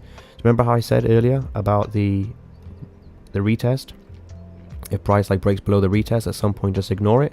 This is defined by where you finish the key level, and usually the key level is finished when you have like no more wicks. So if you go to the right, just check to the right, if you see wicks that are tapping into this box, you know, maybe just extend them, add them in until there's no more wicks. Sometimes you add all the wicks and it's like massive. Again, if it looks unreasonable, draw it to a place where it looks reasonable for a key level, and at that point that's where the level is going to be ended. So that if you're for example planning trades by here, right, let's just say price has come up, it's come back down. Okay, you're planning trades, right? At what point are you going to stop looking for buys? Okay, for me it's when the body will close below this level. I just forget about it, it's over. Sometimes it'll go and do this, it is what it is. Again, down to your testing, right? Because it's going to segue perfectly now into what I was talking about. Oh, hang on. Oh no, I deleted all my analysis. It's okay. Also, is this making sense? If it's like, if there's stuff that's not making sense, just tell me, and I'll go over some more stuff. Okay. So I'm going to do the exact same thing by here. Body to the wicks. I can't use what I call the 3 candle rule, because it's just massive. Like it's just huge. So I'm gonna draw my level, something like that. All right, back to the 15-minute. This was our level.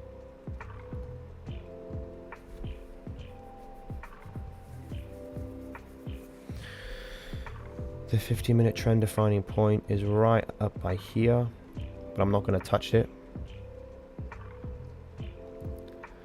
The current level is right by here.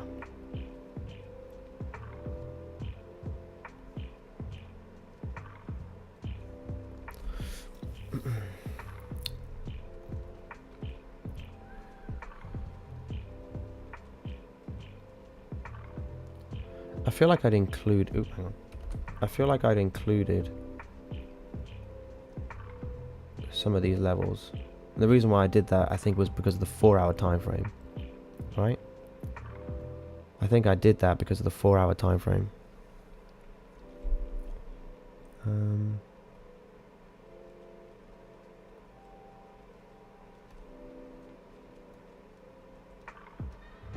Yeah, I think that looks okay.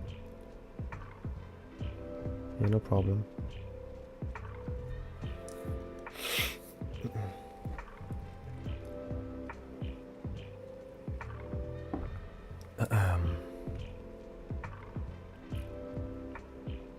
All right. Now, for me, this is not a consolidation. Even though it kind of looks like a consolidation, this is where things get a little bit advanced. I'm not calling this a consolidation. Do you know what? I'm not even going to explain it because I think you're a beginner, dude. Don't look too much about what I'm doing on gold. If you have any questions, maybe screenshot it and then just ask me certain questions. But I don't want to overload you, dude, with stuff. But for me, it's not a retrace. It's not a consolidation. However, it is. This is a key level for me. Oh, my back.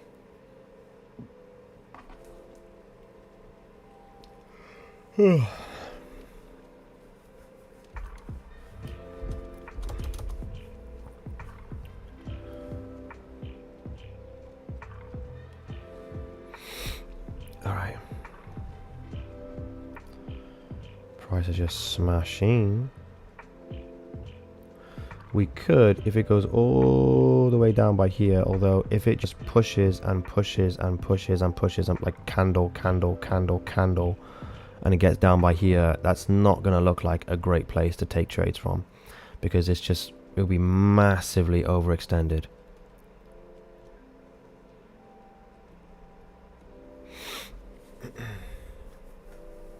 It's looking like there's just a lot of volume right now. Like, price is not even, it's just smashing.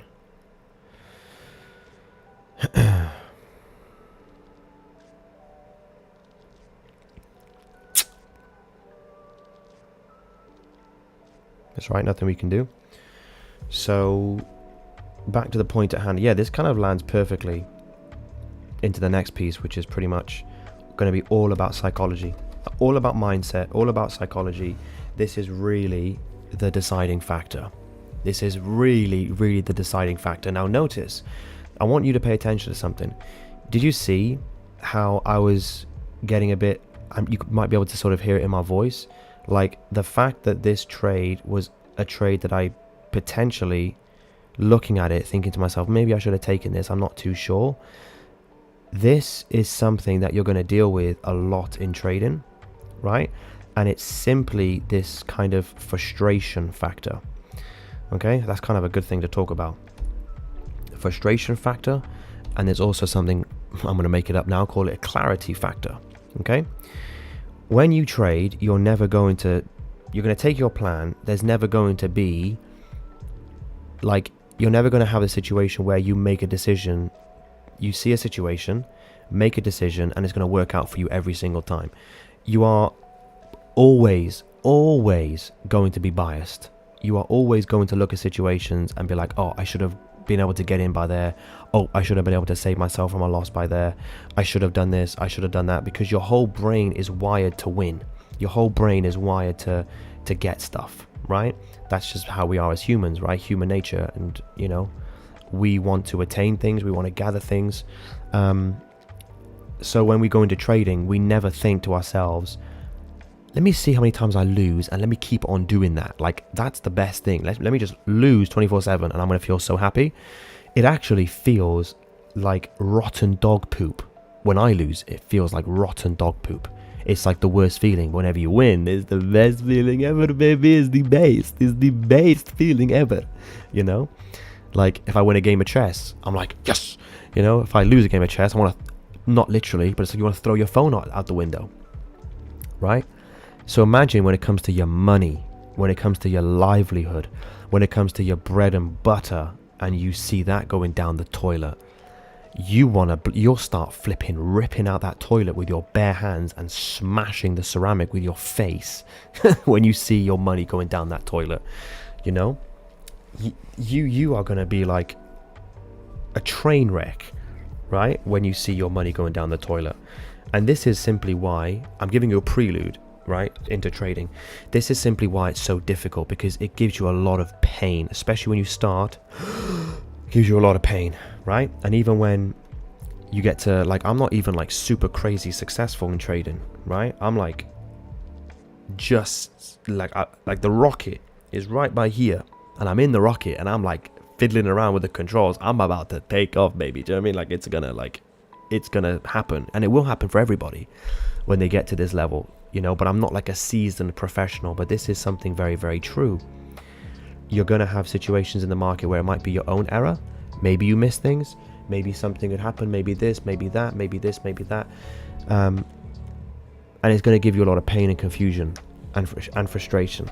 And you're going to have a lot of positive emotions. You're going to feel great. You're going to feel amazing. You're going to feel like you're on ecstasy. Again, very dangerous place to be. Right? I just read your message. Dude. Okay, well, let me tell you something, man. Stop paper trading and put £50 into an account and trade it. Like, you really want to start trading, just do that, you know. I remember, because I'm laughing. I'm not laughing at you, I promise you I'm laughing, because I remember when I was doing it. It's the flipping, like, do you know what I used to do, bro? I used to go into Blueberry Markets, which is a broker. I used to say to myself, let me try and because it was the only broker I knew that I could put in this, like, an amount that was realistic to what I could genuinely afford. You know, all these other guys are like, you know, they give you 50k demo account. What is that? 50k? I can't even get £50 for my job. Like, what do you mean 50k? So I I went to Blueberry Markets, and I basically I got them to put £2,000 into this account. And dude, like, I was just trying to flip it. I was just trying to flip it to like 3,000, 4,000. Whenever I did that, I was like, yo, I'm the best trader in the world. I'm flipping accounts properly. Like, I don't even know what I'm doing. I'm just going by feeling. I just know it's going to go up, and it would. It's just beginner's luck. But then imagine this: whenever sometimes I'd lose the whole 2k. I'd just be like, start messaging them, like, can you put my account back to 2,000, please? Ah, amazing, thank you. Let's start again. It's okay. But I remember, bro, I used to bloody do my head in. I used to be sitting at work stressing. I'd be paper trading. I'd be like wanting to check my phone, you know, because it properly boils your blood. Like, not so much where it makes you angry, but it just gets you hot. It's just a lot of risk. Like, it's scary, bro. It's proper scary. But like, the one thing that, like, I would advise anyone is get a flipping mentor, bro. Like, don't jump into this game by yourself. I did it by myself, man, and I was like, I couldn't afford a mentor, you know. So thankfully, when this account grows, when this channel grows, I'll be doing these sessions with people for free. Don't need no money. Just come in and just ask your questions and just learn from someone that's going to tell you the truth. It's not about Lambos and riches and money. It's exactly what I'm about to tell you. It's playing a dirty business game where it's designed to punch you in your gut all the time. Okay, that makes it sound like it's terrible. It's not. It's amazing. I love trading. It's like the best business, but you got to handle pain, baby. Like, you got to be able to take pain and confusion and be in a mind of clarity. You got to have clarity, you know? It's like, I'm gonna live by, bro. I'm saying to myself, I said to myself this morning, I had my paper out, like, I've got my checklist, which I should really put on some, like, actual written document on, like, Word. I did everything. I sat on my desk for 30 minutes. Not once did I say to myself, I'm going to look for a lower high in this consolidation. So because I said that to myself, I can sit here and be like, Raz, I made the wrong decision, bruv. Nah, I didn't. If I figure out, like, after loads and loads of trades that these trades are winning, then I'll think to myself, okay, but I had a gut feeling. I had like, can't explain it, the Holy Spirit, but the gut, whatever, probably the Holy Spirit, to be fair, said, no, don't do it. I didn't. There was nothing in me that told me to go and look for it. It looked a bit dodgy. Something was there where it looked a bit dodgy, right? But what you'll find is, when you trust that gut feeling over time, yeah, it saves you from losses, but sometimes you may miss out on a win. But you're naturally inclined to do the things that give you money and cause you to not lose money. Right then, so now I guess we can go on and just speak about the emotions, the psychology, and all this. I'm gonna find a new track to play.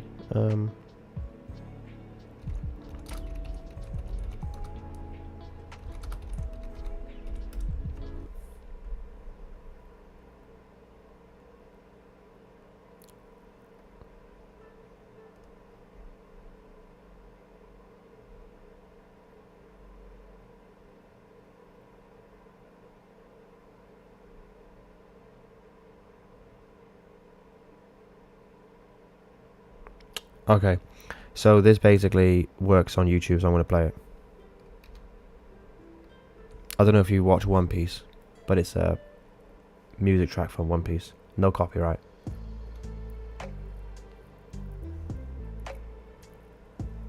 This gets flagged, I'm going to throw my flipping desk out the window. Because I love One Piece music. I love One Piece. I love music in general, dude. Oh my goodness, I just love music. What a banger.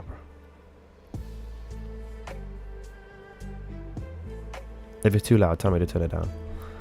But this brings me back, bro. This brings me back to those days I was just at my desk. I must have been like, what? Must have been 2 years ago. 2.5 years ago? Was it? What was that? 2023? Yeah, like 2.5 years ago. I was at my desk. I was in my job. Like, dude, I'll tell you my story one day, but I would listen. I'm a big One Piece fan. Haven't watched it in ages, though.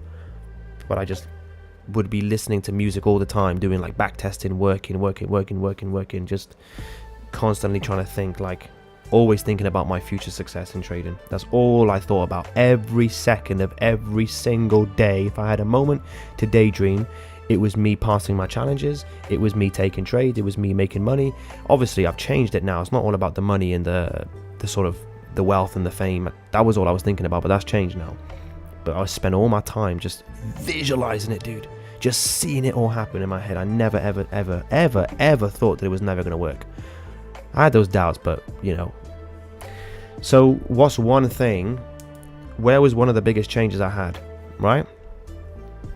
It's all to do with the fact that trading, you need to understand this and put this on your wall. It's not about strategies. It's not about bloody strategies, okay? So you might say, well, look, what the heck are you doing, bro? You got a strategy on your screen. Of course you need a strategy, but think about this.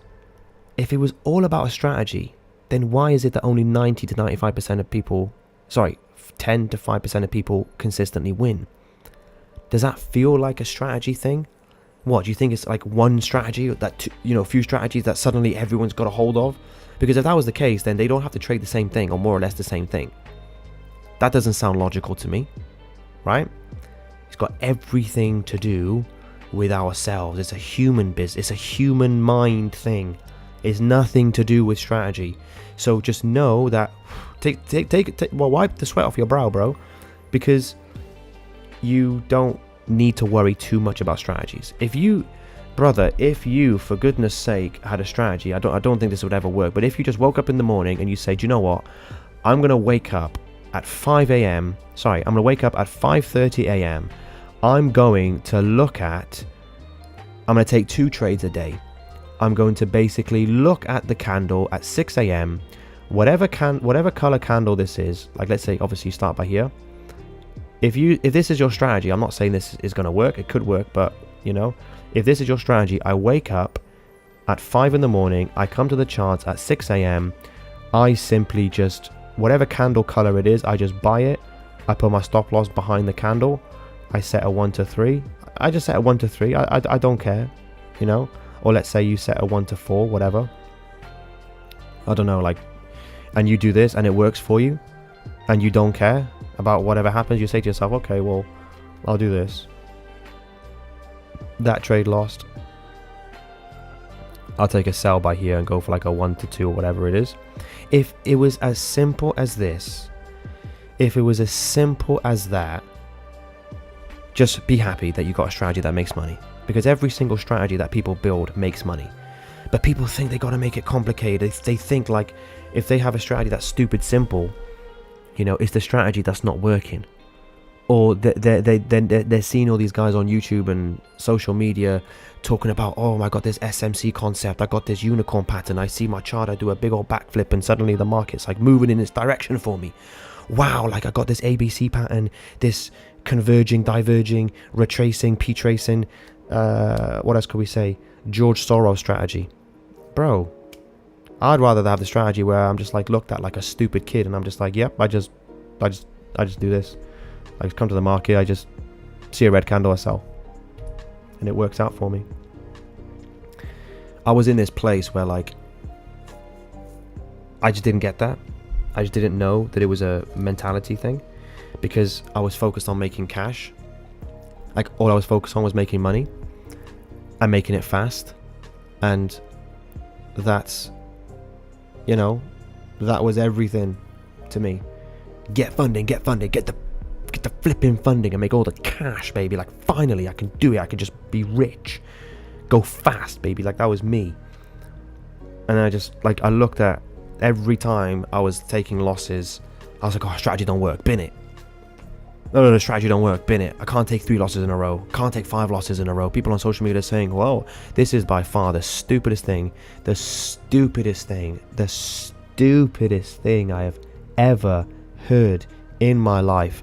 My friend, and for people who are maybe watching after this is recorded, if you hear anybody on social media or on television or whatever, and they look like a big shot trader and they say something like this, well, if you're taking 4 losses or 5 losses in a row, that's not a, you know, that's not a you problem, that's a strategy problem. So you got to figure something out there. Or if you go on a losing streak, you know, that's your problem. That's not the market. That's you not knowing how to trade. That is the biggest load of bollocks. Sorry, you know, that's the biggest load of rubbish. If you hear someone say that, even if they got 500,000 followers and they say something like that, write them off. They don't know what they're talking about. I can guarantee they're not making any money in trading. If somebody says taking 3 losses in a row is a you problem, is a strategy problem, write them off. Just literally block them and just never pay attention to anything they say. They have never ever been consistently profitable. Right? It's a fact. It's a fact. Because let me tell you something. Every single interaction in the market is random. Oh, but I got a strategy that has an 80% win rate. Okay, the next time you take that trade, it's not 80% going to work. Order flow, price ladder. Exactly, bro. And what I found, bro, is like, you know that retest thing that I told you about? This isn't to knock them. I'm not trying to knock anybody at all. I'm not trying to make fun of them. But you know this retest pattern? The SMC boys call this an FVG. It's like the same stuff. Like, there is definitely a science to the market. I'm not going to deny that. There is definitely something that is true in this statement. Some strategies make more money than others. There are some strategies that are more accurate. There are some traders or some people who've built some phenomenal strategies, but the truth is you don't need that. Do you know why? Because all you want to do is make money in trading. Okay, so so what do you need to make money in trading? We need to have a strategy that works. Okay, but I'm not happy because I'm making 3% a month. Okay, I want to make more money. You don't need to make a better strategy. You just need to get more funding, because that 3% return on $100 is $3, but on 2 million capital, it is what? Like $6,000? Probably more? 2 million? What's 1% of 2 million? Holy moly. Oh, shouldn't say that either. Bro, 6% of 2 million is £60,000. Is that correct? Yeah, am I a donut? Am I getting that wrong?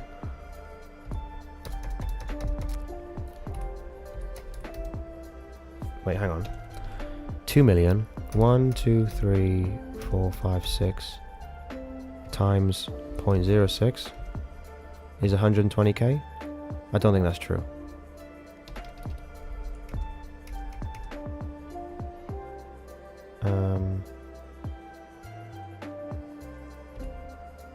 I don't know, bro. Why am I struggling to do this simple maths? Oh, there we go. I did the 2 million thing wrong. Bro, am I actually stupid?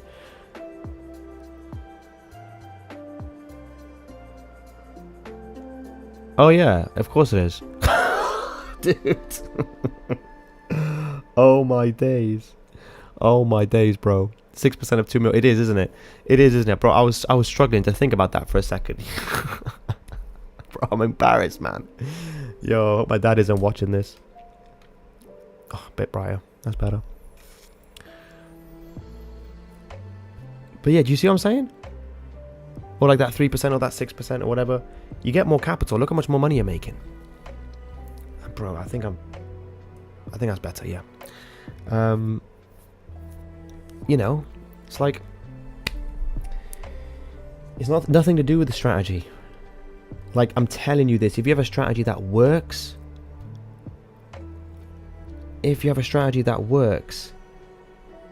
you've got it. All you need to do is hold on to that strategy. Don't change it, right? Because with every single strategy, you're going to have losing streaks, losing periods, crap periods. You're going to have a lot of pain. You're going to see people, they're going to be like, you're going to see people on social media, dude. That's why I would never, ever go on social media trading, trading social media until you're consistently profitable, because you're going to see some BS on there, bro. You're going to see some stupid stuff. You're going to see people who've got like 300,000 followers, posting up this big influencer game, walking around with their puffed up chests, like walking outside to a Lamborghini being like, yo, I just took a dump and I made 20k. Yeah, life is this easy. Let's go. Boom. And everyone's like, oh, wow, like they're rich. Let me follow them. And what you do, you sign up to their course, right? And they say, yeah, it's going to be £3,000, right? But then once you get into the community, there's somehow like another course, which is like for the super strategy. That's going to be £2,000. And you actually figure out none of them make money. And this guy is just like the Wolf of Wall Street, just scamming people. And this is what happens. It's just what happens. And they'll talk this nonsense. And it will make you feel like crap. It made me feel like crap. I believed it. I thought I was stupid. I was like, yo, I'm rubbish. People posting up being like, oh yeah, you guys are big talk. Just make money. Trading's this, trading's that. I'm a boss. Like, I make this much money, this much money. You just see payout. You just think, yo, like what? Like, these guys are always winning. Bro. They're not always winning. And I'll tell you about how they make themselves look good. There are some guys that are genuinely good traders. But when it comes to prop firms, you probably have no idea. You probably do, actually. But, there are levels to this trading game, right? There's loads of different ways to trade. There's the consistently profitable way, which is what I do. It's just, we just trade consistently. We make our returns every single month, and that's that. There is another side of trading, which is more of the advanced level. Once you get consistently profitable in trading, you can afford to gamble and make more money. So like, let's say, for example, if I make 10k this month, which I won't, right? But if I make 10k this month, right? Because I don't have the capital for it, I'm only funded 20k. If I make 10k, right? I could take £1,000 and be like, yo, I'm going to flip this. I'm going to just put £1,000, into an account, and I'm going to risk like 10% of that, just so I can make faster returns. If I lose it, I lose it. Do you get what I'm saying? Like, that's a level of trading which is acceptable because I've already proven that I know what I'm doing. But if that's your first point of like contact for trading, you think it's all about gambling? No, don't do that. Get consistently profitable first. So with these prop firms, basically prop firms, dude, is the OG way of getting, capital in trading was to actually work for a firm. was to actually like trade their, is to trade their capital. But if you wanted to build your own capital, you just had to save up money. You just had to work. You just had to put that money into an account and then just grow it. But after a few years, it might turn to like, it might turn into a decent amount. Probably would. But since prop firms came to the business, which funny enough happened right as I came into the game, like I only found out about them. I think FTMO started in like 2018 I graduated, so like 2020 I think FTMO came out. Like 2020 or something. So I basically started that quick time, like getting challenges and trying to do it. And you're right, their business model is on you losing. That's why there's probably only three, if not three, only two that I would ever recommend, right? Which would be FTMO and then the firm that I'm with, which is Fivers. Fivers are really good. They're really ethical, which is the only thing you need to care about. Are they ethical? Fivers and FTMO have been in the game like over 10 years. They're really reputable companies. They're never going to go down. They're so big. They're never going to go down. Unless there's some big fat regulation that comes through. If that's the case, then I'm going to take my track record and go to some investors, But yeah, so what people will do typically, for me, I just trade my challenges on 1% risk. If it wins, it wins. If it loses, more often than not, it wins within a few weeks. I can pass a challenge in like a month, maybe a little bit less depending on the conditions. Sometimes if you get really good conditions, you can do it in like 2 weeks. But that's only if you get really good conditions. That doesn't happen all the time. But then when I get my funded account, I just trade that very responsibly, very sensibly. I don't go for the big risk. But what people do is, definitely I'll get to this place when I can afford to like quickly pass a challenge. I may risk like 2% on a single trade. I may, just take more trades. So just try and get the account done like very, very quickly so that I can just quickly put it into my funding, right? But then what people will do is that they'll gain some success doing that, right? They get some payouts and they just really go rapid with it, Like they get some payouts, quickly get some more challenges, risk high. They're obviously going to lose some challenges as well, but they just get it quickly. So they now have loads of funded accounts.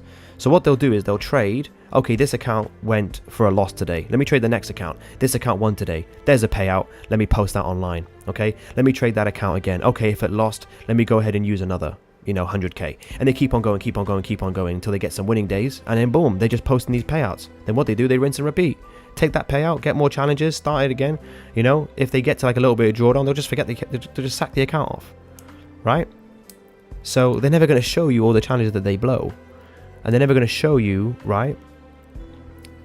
They're never going to show you like their losses and especially all the crap that they went through, Like for me, there's going to be a time when I go back on social media, right? And obviously the sad reality is, well, it's not a sad reality. I'm not going to be boasting when I get up there, but I am going to show my record. I am going to show my track record, right? But I'm going to just simply post it all for everyone to see and be like, that there is my results.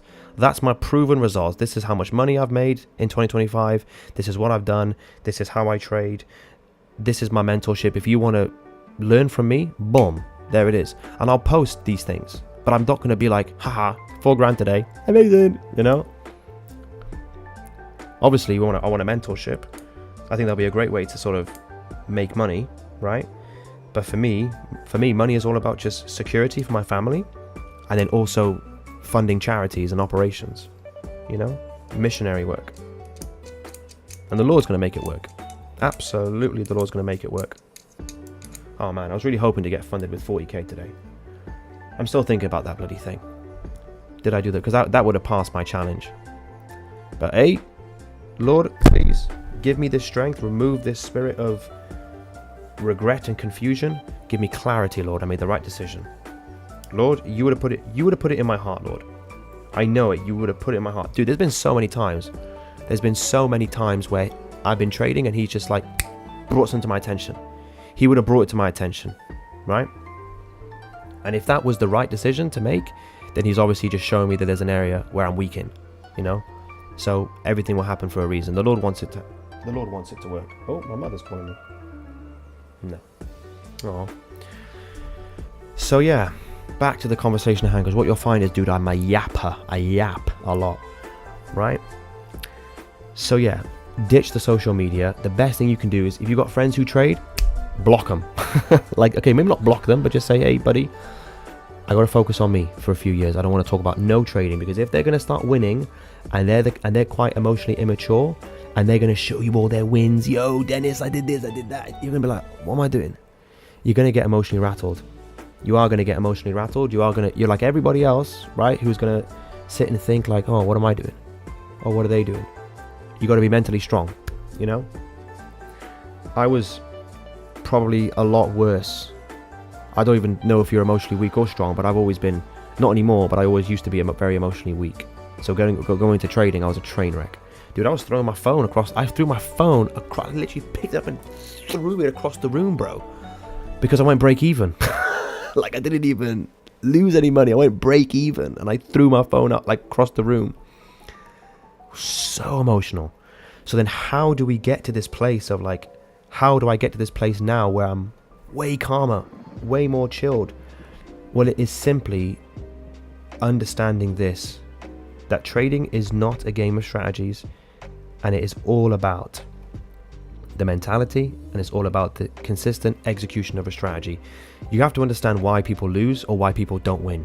It's because they simply can't take a strategy that they've built, which is proven. Now there's two parts to this actually. Number one is that people have a strategy, but it doesn't really have an edge. That's why you have to do adequate testing. That's why you'll notice when I say things, I always say consistently profitable trading is the consistent execution of a proven approach backed by data. If you have a proven approach, it should be backed by the data. Like, I can tell you that my strategy works because I've taken 306 trades. I think maybe like 70 of those are forward tested, and this is all across different periods. But we've also got from the beginning of January to date. This also includes December, and it includes April to July 2024, 85R return. Right?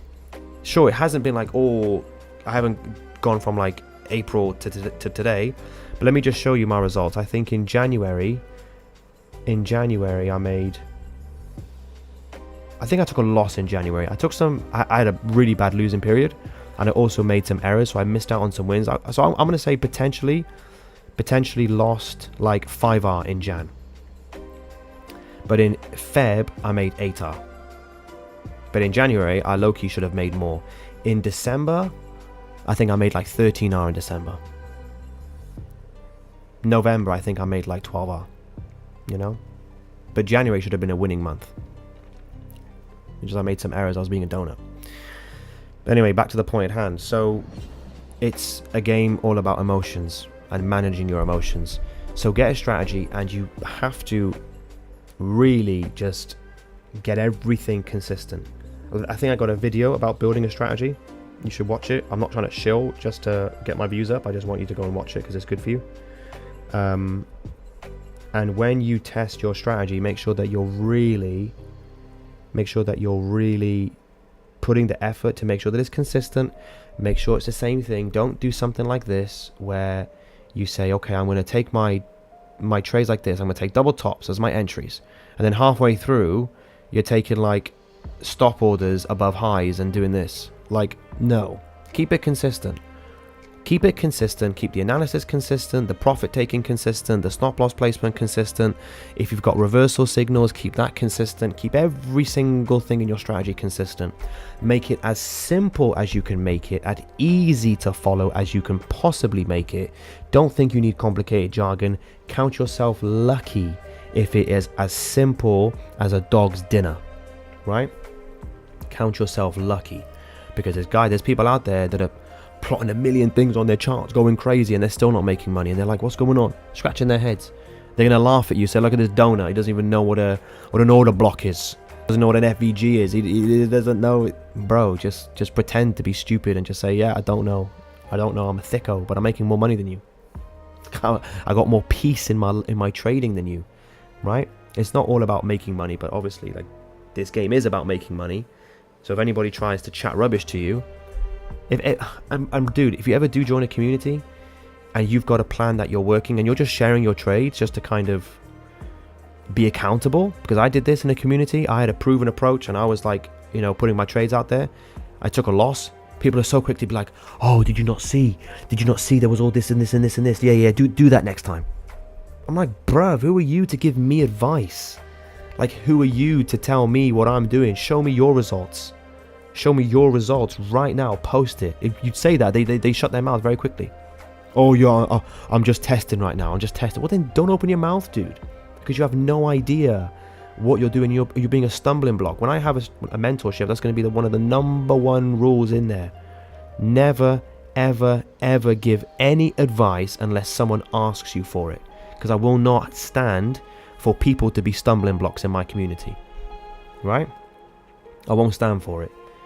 It's hard enough to flipping deal with the fact that life sucks, right? At times. And life is difficult. Not only do we're trying to make something of what we're doing, we're trying to improve ourselves and our family. Trading is already difficult. It's already confusing. It's already stressful. It's already painful. We don't need people to spew rubbish, right? It might sound like a bit of a DICK, but that's the truth. People have no idea what it means to be a successful trader. Most people are gambling. They're gamblers. They just want to get in on the move. They just want to get in there. But the real G's in this game are the ones who just look at the market and the market's just stabbing them, and they're just, they don't, no deviation, right? So then, okay, we've got the strategy. It's working for us. It's tested, it's proven, blah, blah. How do we now get over that roadblock of improving ourselves? How do we get from a place of having absolutely zero emotional control to being a stoic on the charts? Okay. Well, let's make a list. Okay. You're not going to get anywhere unless you're not, you have to have self-awareness. This is absolutely one of the strongest factors of anybody's success in any realm is self-awareness, right? If you are going to look at yourself in the mirror, or you're going to look at your trading results, or whatever you're trying to accomplish, and you're going to make excuses, and you're going to say, yeah, the market was bad today. It was the market's fault, not mine. If you're going to have a massive argument with your girlfriend and say, oh, it's her fault, she's a nasty psycho woman. Yeah, it's not my fault. Okay.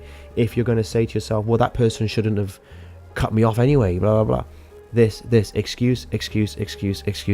I'm perfect. It's not my fault. I'm too weak to admit that I've got mistakes. I'm too much of a breast sucking baby to admit that I've got errors. I'm so scared of the world, and I'm such a baby on the inside, I can't even say I have flaws. This is the serious truth of it. This is, I know this sounds like nasty, but this is the truth of it. You've got to just be a man and look yourself in the mirror and say, bro, you suck at trading. You are not good. You got emotional issues. You got a bag of problems. You probably got some trauma locked in there somewhere. You're a mess. You're just a mess. But the good news is, we're not here to berate. I'm not here to berate you as you're sort of talking to yourself. This isn't a lesson of how much of a worthless piece of garbage you are.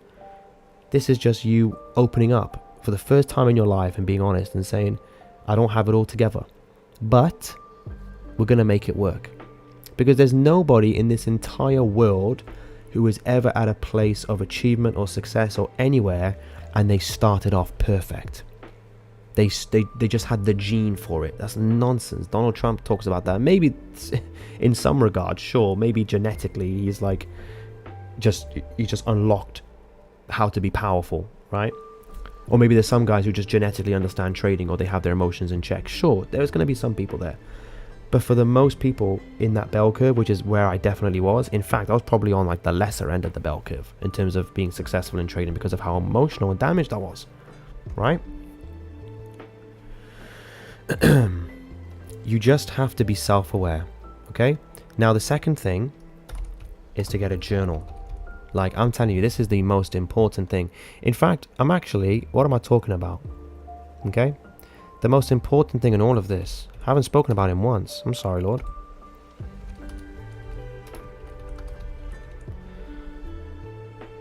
I'm getting a bit too caught up in the world, speaking of success, speaking of this, speaking of that. It's not about that.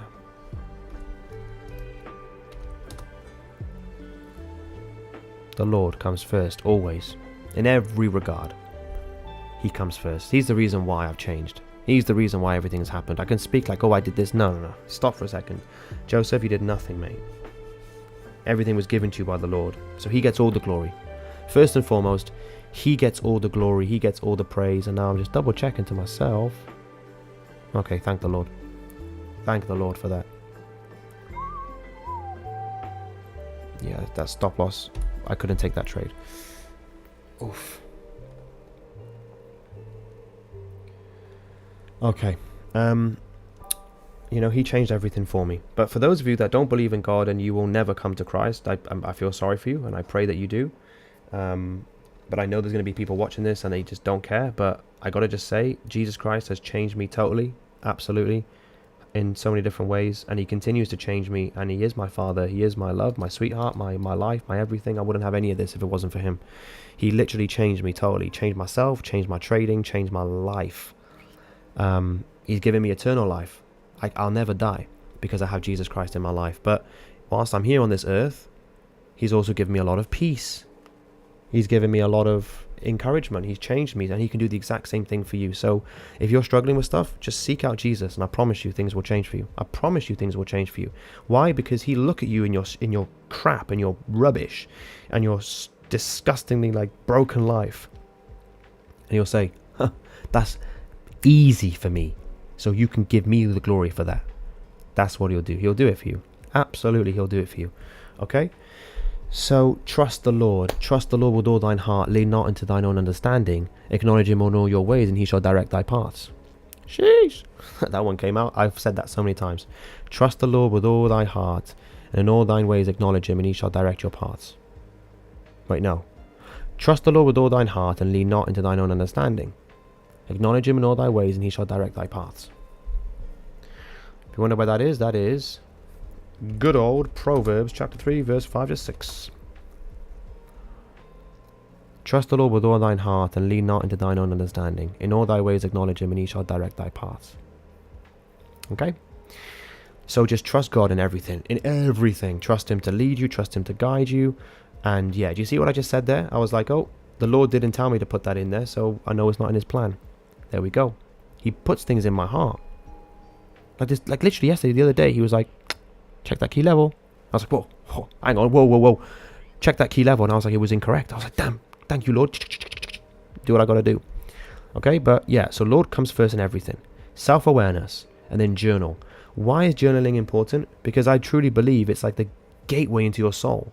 I don't know why, but whenever I picked up the journal, I wasn't just journaling like, oh, market was good today. Market retraced 200 pips. Took 2 losses.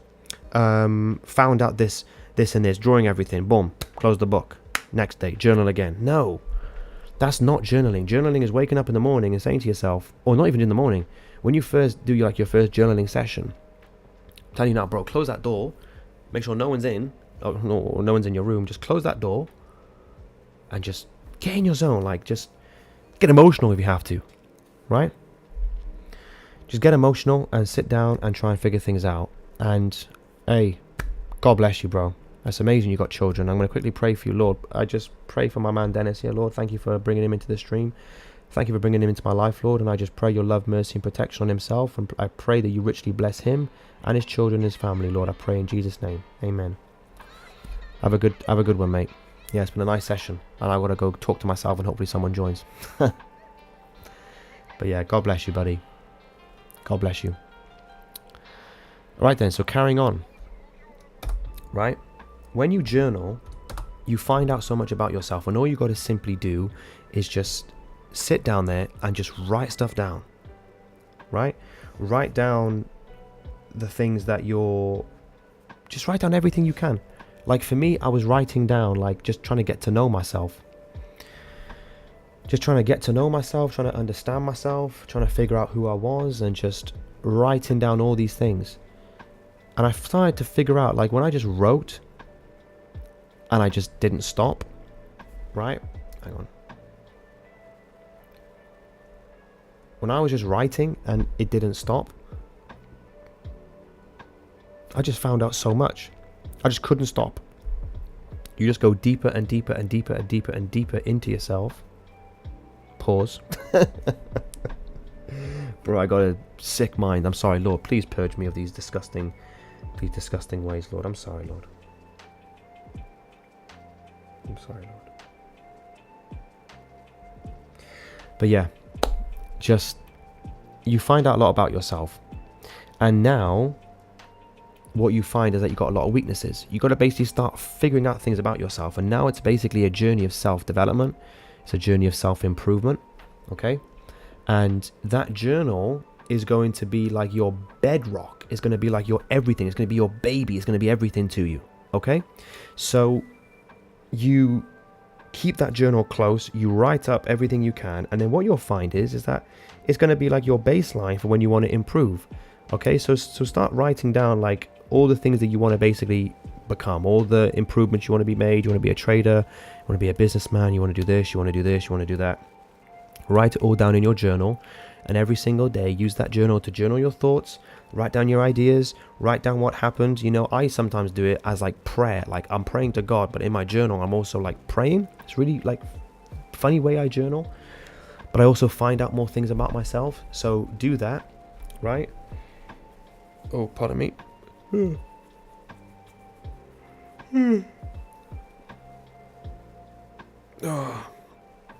So yeah, you just go through the list, and every single day you just make a commitment to work through that journal. Okay? And then kind of following on is obviously practice. Okay? When people say like practice makes perfect. Okay?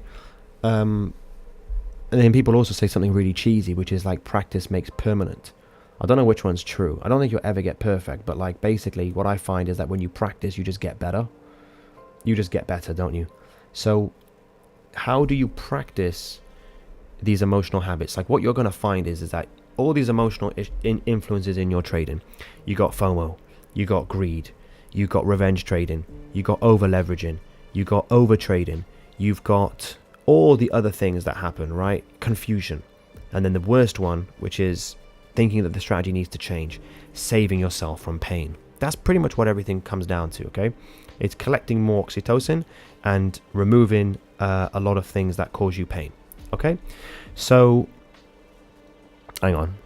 I'm thinking a second.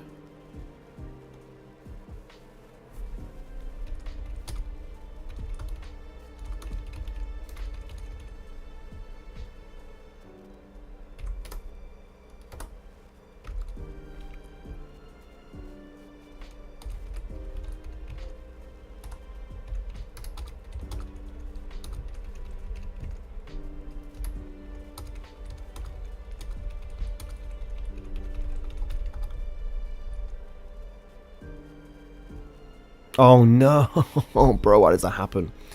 Why does that happen? Hang on.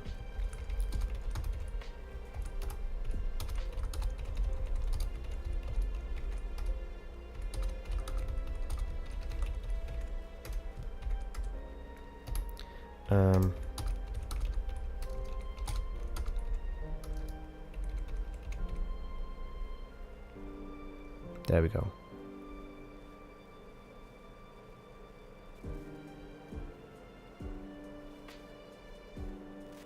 That's better. Yep, that's better. Hang on, I gotta just check something on my phone and they'll continue talking about that practice.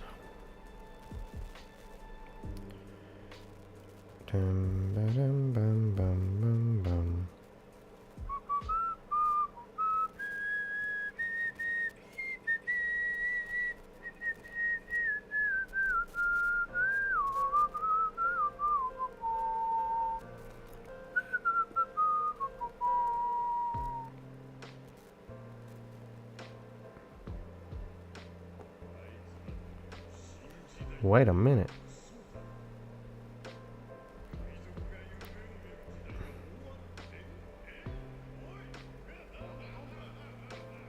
Dun, dun, dun, dun, dun, dun, dun, dun, dun, dun, dun.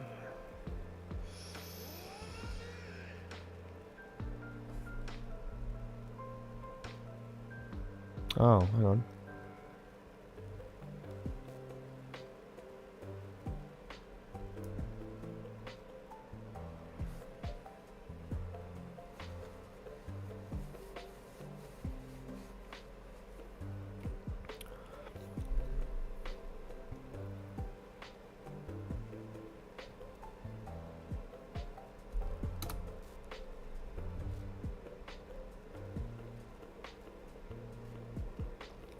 Cool. There we go. That's what we're looking for. But bro, I'm still thinking about that. I'm finding it hard to get this out of my mind. Because basically, if I should have taken that trade, then all of this planning is for naught. And I should just finish the week. I'm thinking, well, why did I not take it? I keep on thinking to myself, dude, like, this is something I gotta probably work on. You know? I think there's a lot of lessons that my old mentor gave me, and I'll speak about this practice stuff in a moment, but I just want to talk about this for a sec. There's something that my mentor told me, which is like, I think you guys are just focusing on perfection a little bit too much. And I'm trying to think to myself, sure, but that's the only way I know how to successfully trade, right? I mean, look at this. Price is just bloody going mash up today. You know, it's going crazy. And I see a situation like this and I get frustrated and I think to myself, did I make the wrong decision? Why did I not see this? You know? But what I'm learning when it comes to the Lord is that he brings things to my attention, okay? And it's either something to write down for my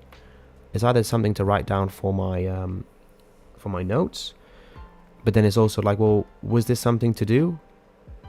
Right? But there was a reason why I didn't want to enter here, which was simply because it just kind of didn't look clean. But I think, why didn't it look clean? Everything was pretty much there. Everything was pretty much there, right? I was looking at this. This is a lower high, is it not? I guess.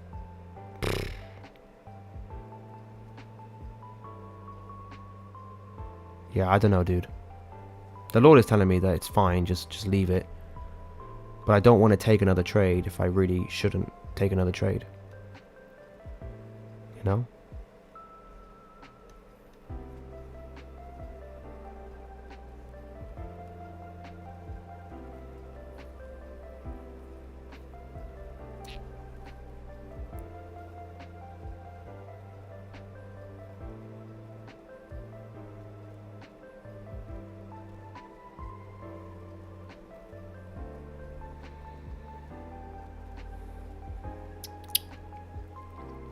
Right, give me a moment. I've got to definitely pray on this.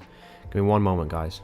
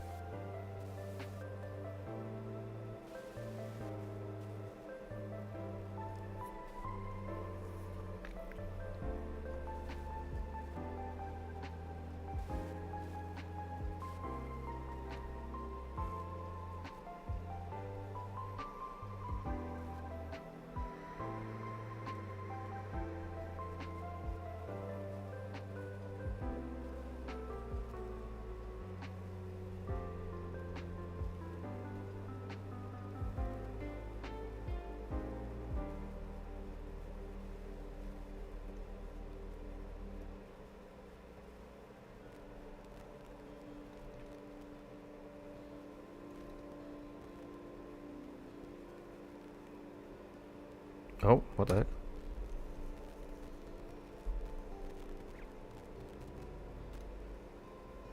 Yeah, I can't see any reason why. I'm trying to think, why did I not want to take this trade? Why was I not thinking about it?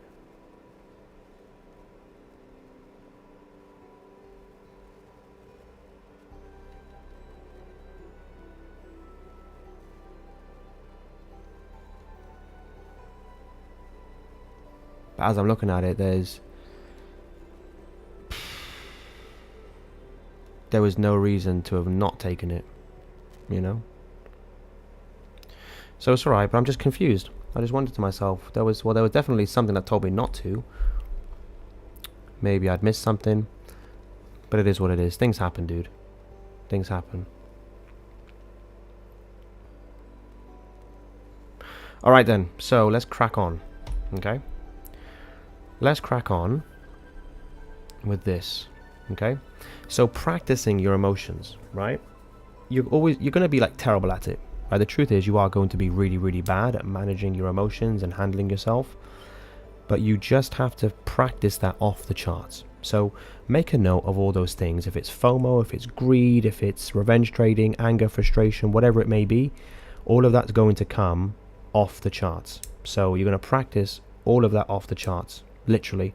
And over time, that pain will start to alleviate. Okay, it'll start to be, you'll start to not feel it so much. This is why the journal is so important, and this is why the how do I say it? This is why the commitment to personal development is really important, because you will continue to improve, right? You will continue to improve, and you'll just be able to work out all these issues. So yeah, to be fair, didn't even realize the time. Look, guys, I'm gonna have to log off. I got some stuff I gotta do. But yeah, thank you so much for tuning in, guys. All the guys who are going to be watching this later on, thank you so much. I praise you and I bless you. Have an amazing rest of your day. We're gonna, to be fair, when it comes to the charts now, I don't know what to do. I'm kind of thinking to myself, I'm gonna just look at my notes and just think to myself, why did I potentially miss this? If I didn't miss it, I'll keep on going. There's definitely a reason for it, but we'll just figure it out. So I'm either going to be sitting out for the day and just kind of going to firm the fact that I missed a trade. I don't want to be executing any more trades if I really should have taken that. But if there's reason to take it, if I hadn't, there was actually no reason, right, and I'm good to go, then I'll keep on trading. And if I want to keep on trading, I'm going to simply wait for some kind of, for a long position, I'm going to basically wait for something like this to develop, where I want to see, like a higher low, right? But also I can take another sell because price is clearly pushing lower. I could go ahead and take a lower high by here and just see what we get to the downside. Maybe we can get another thing. Price can also, if it wants to, come to here. Oh, not so much anymore because price has tapped into this level and it's pushed off. So I'm not going to look for any retest levels, any retest trades. So yeah, we'll just see what the Lord gives me. But yeah, thank you so much for watching, guys. Have an amazing rest of your day, and I'll see you next week. Take care. Bye-bye.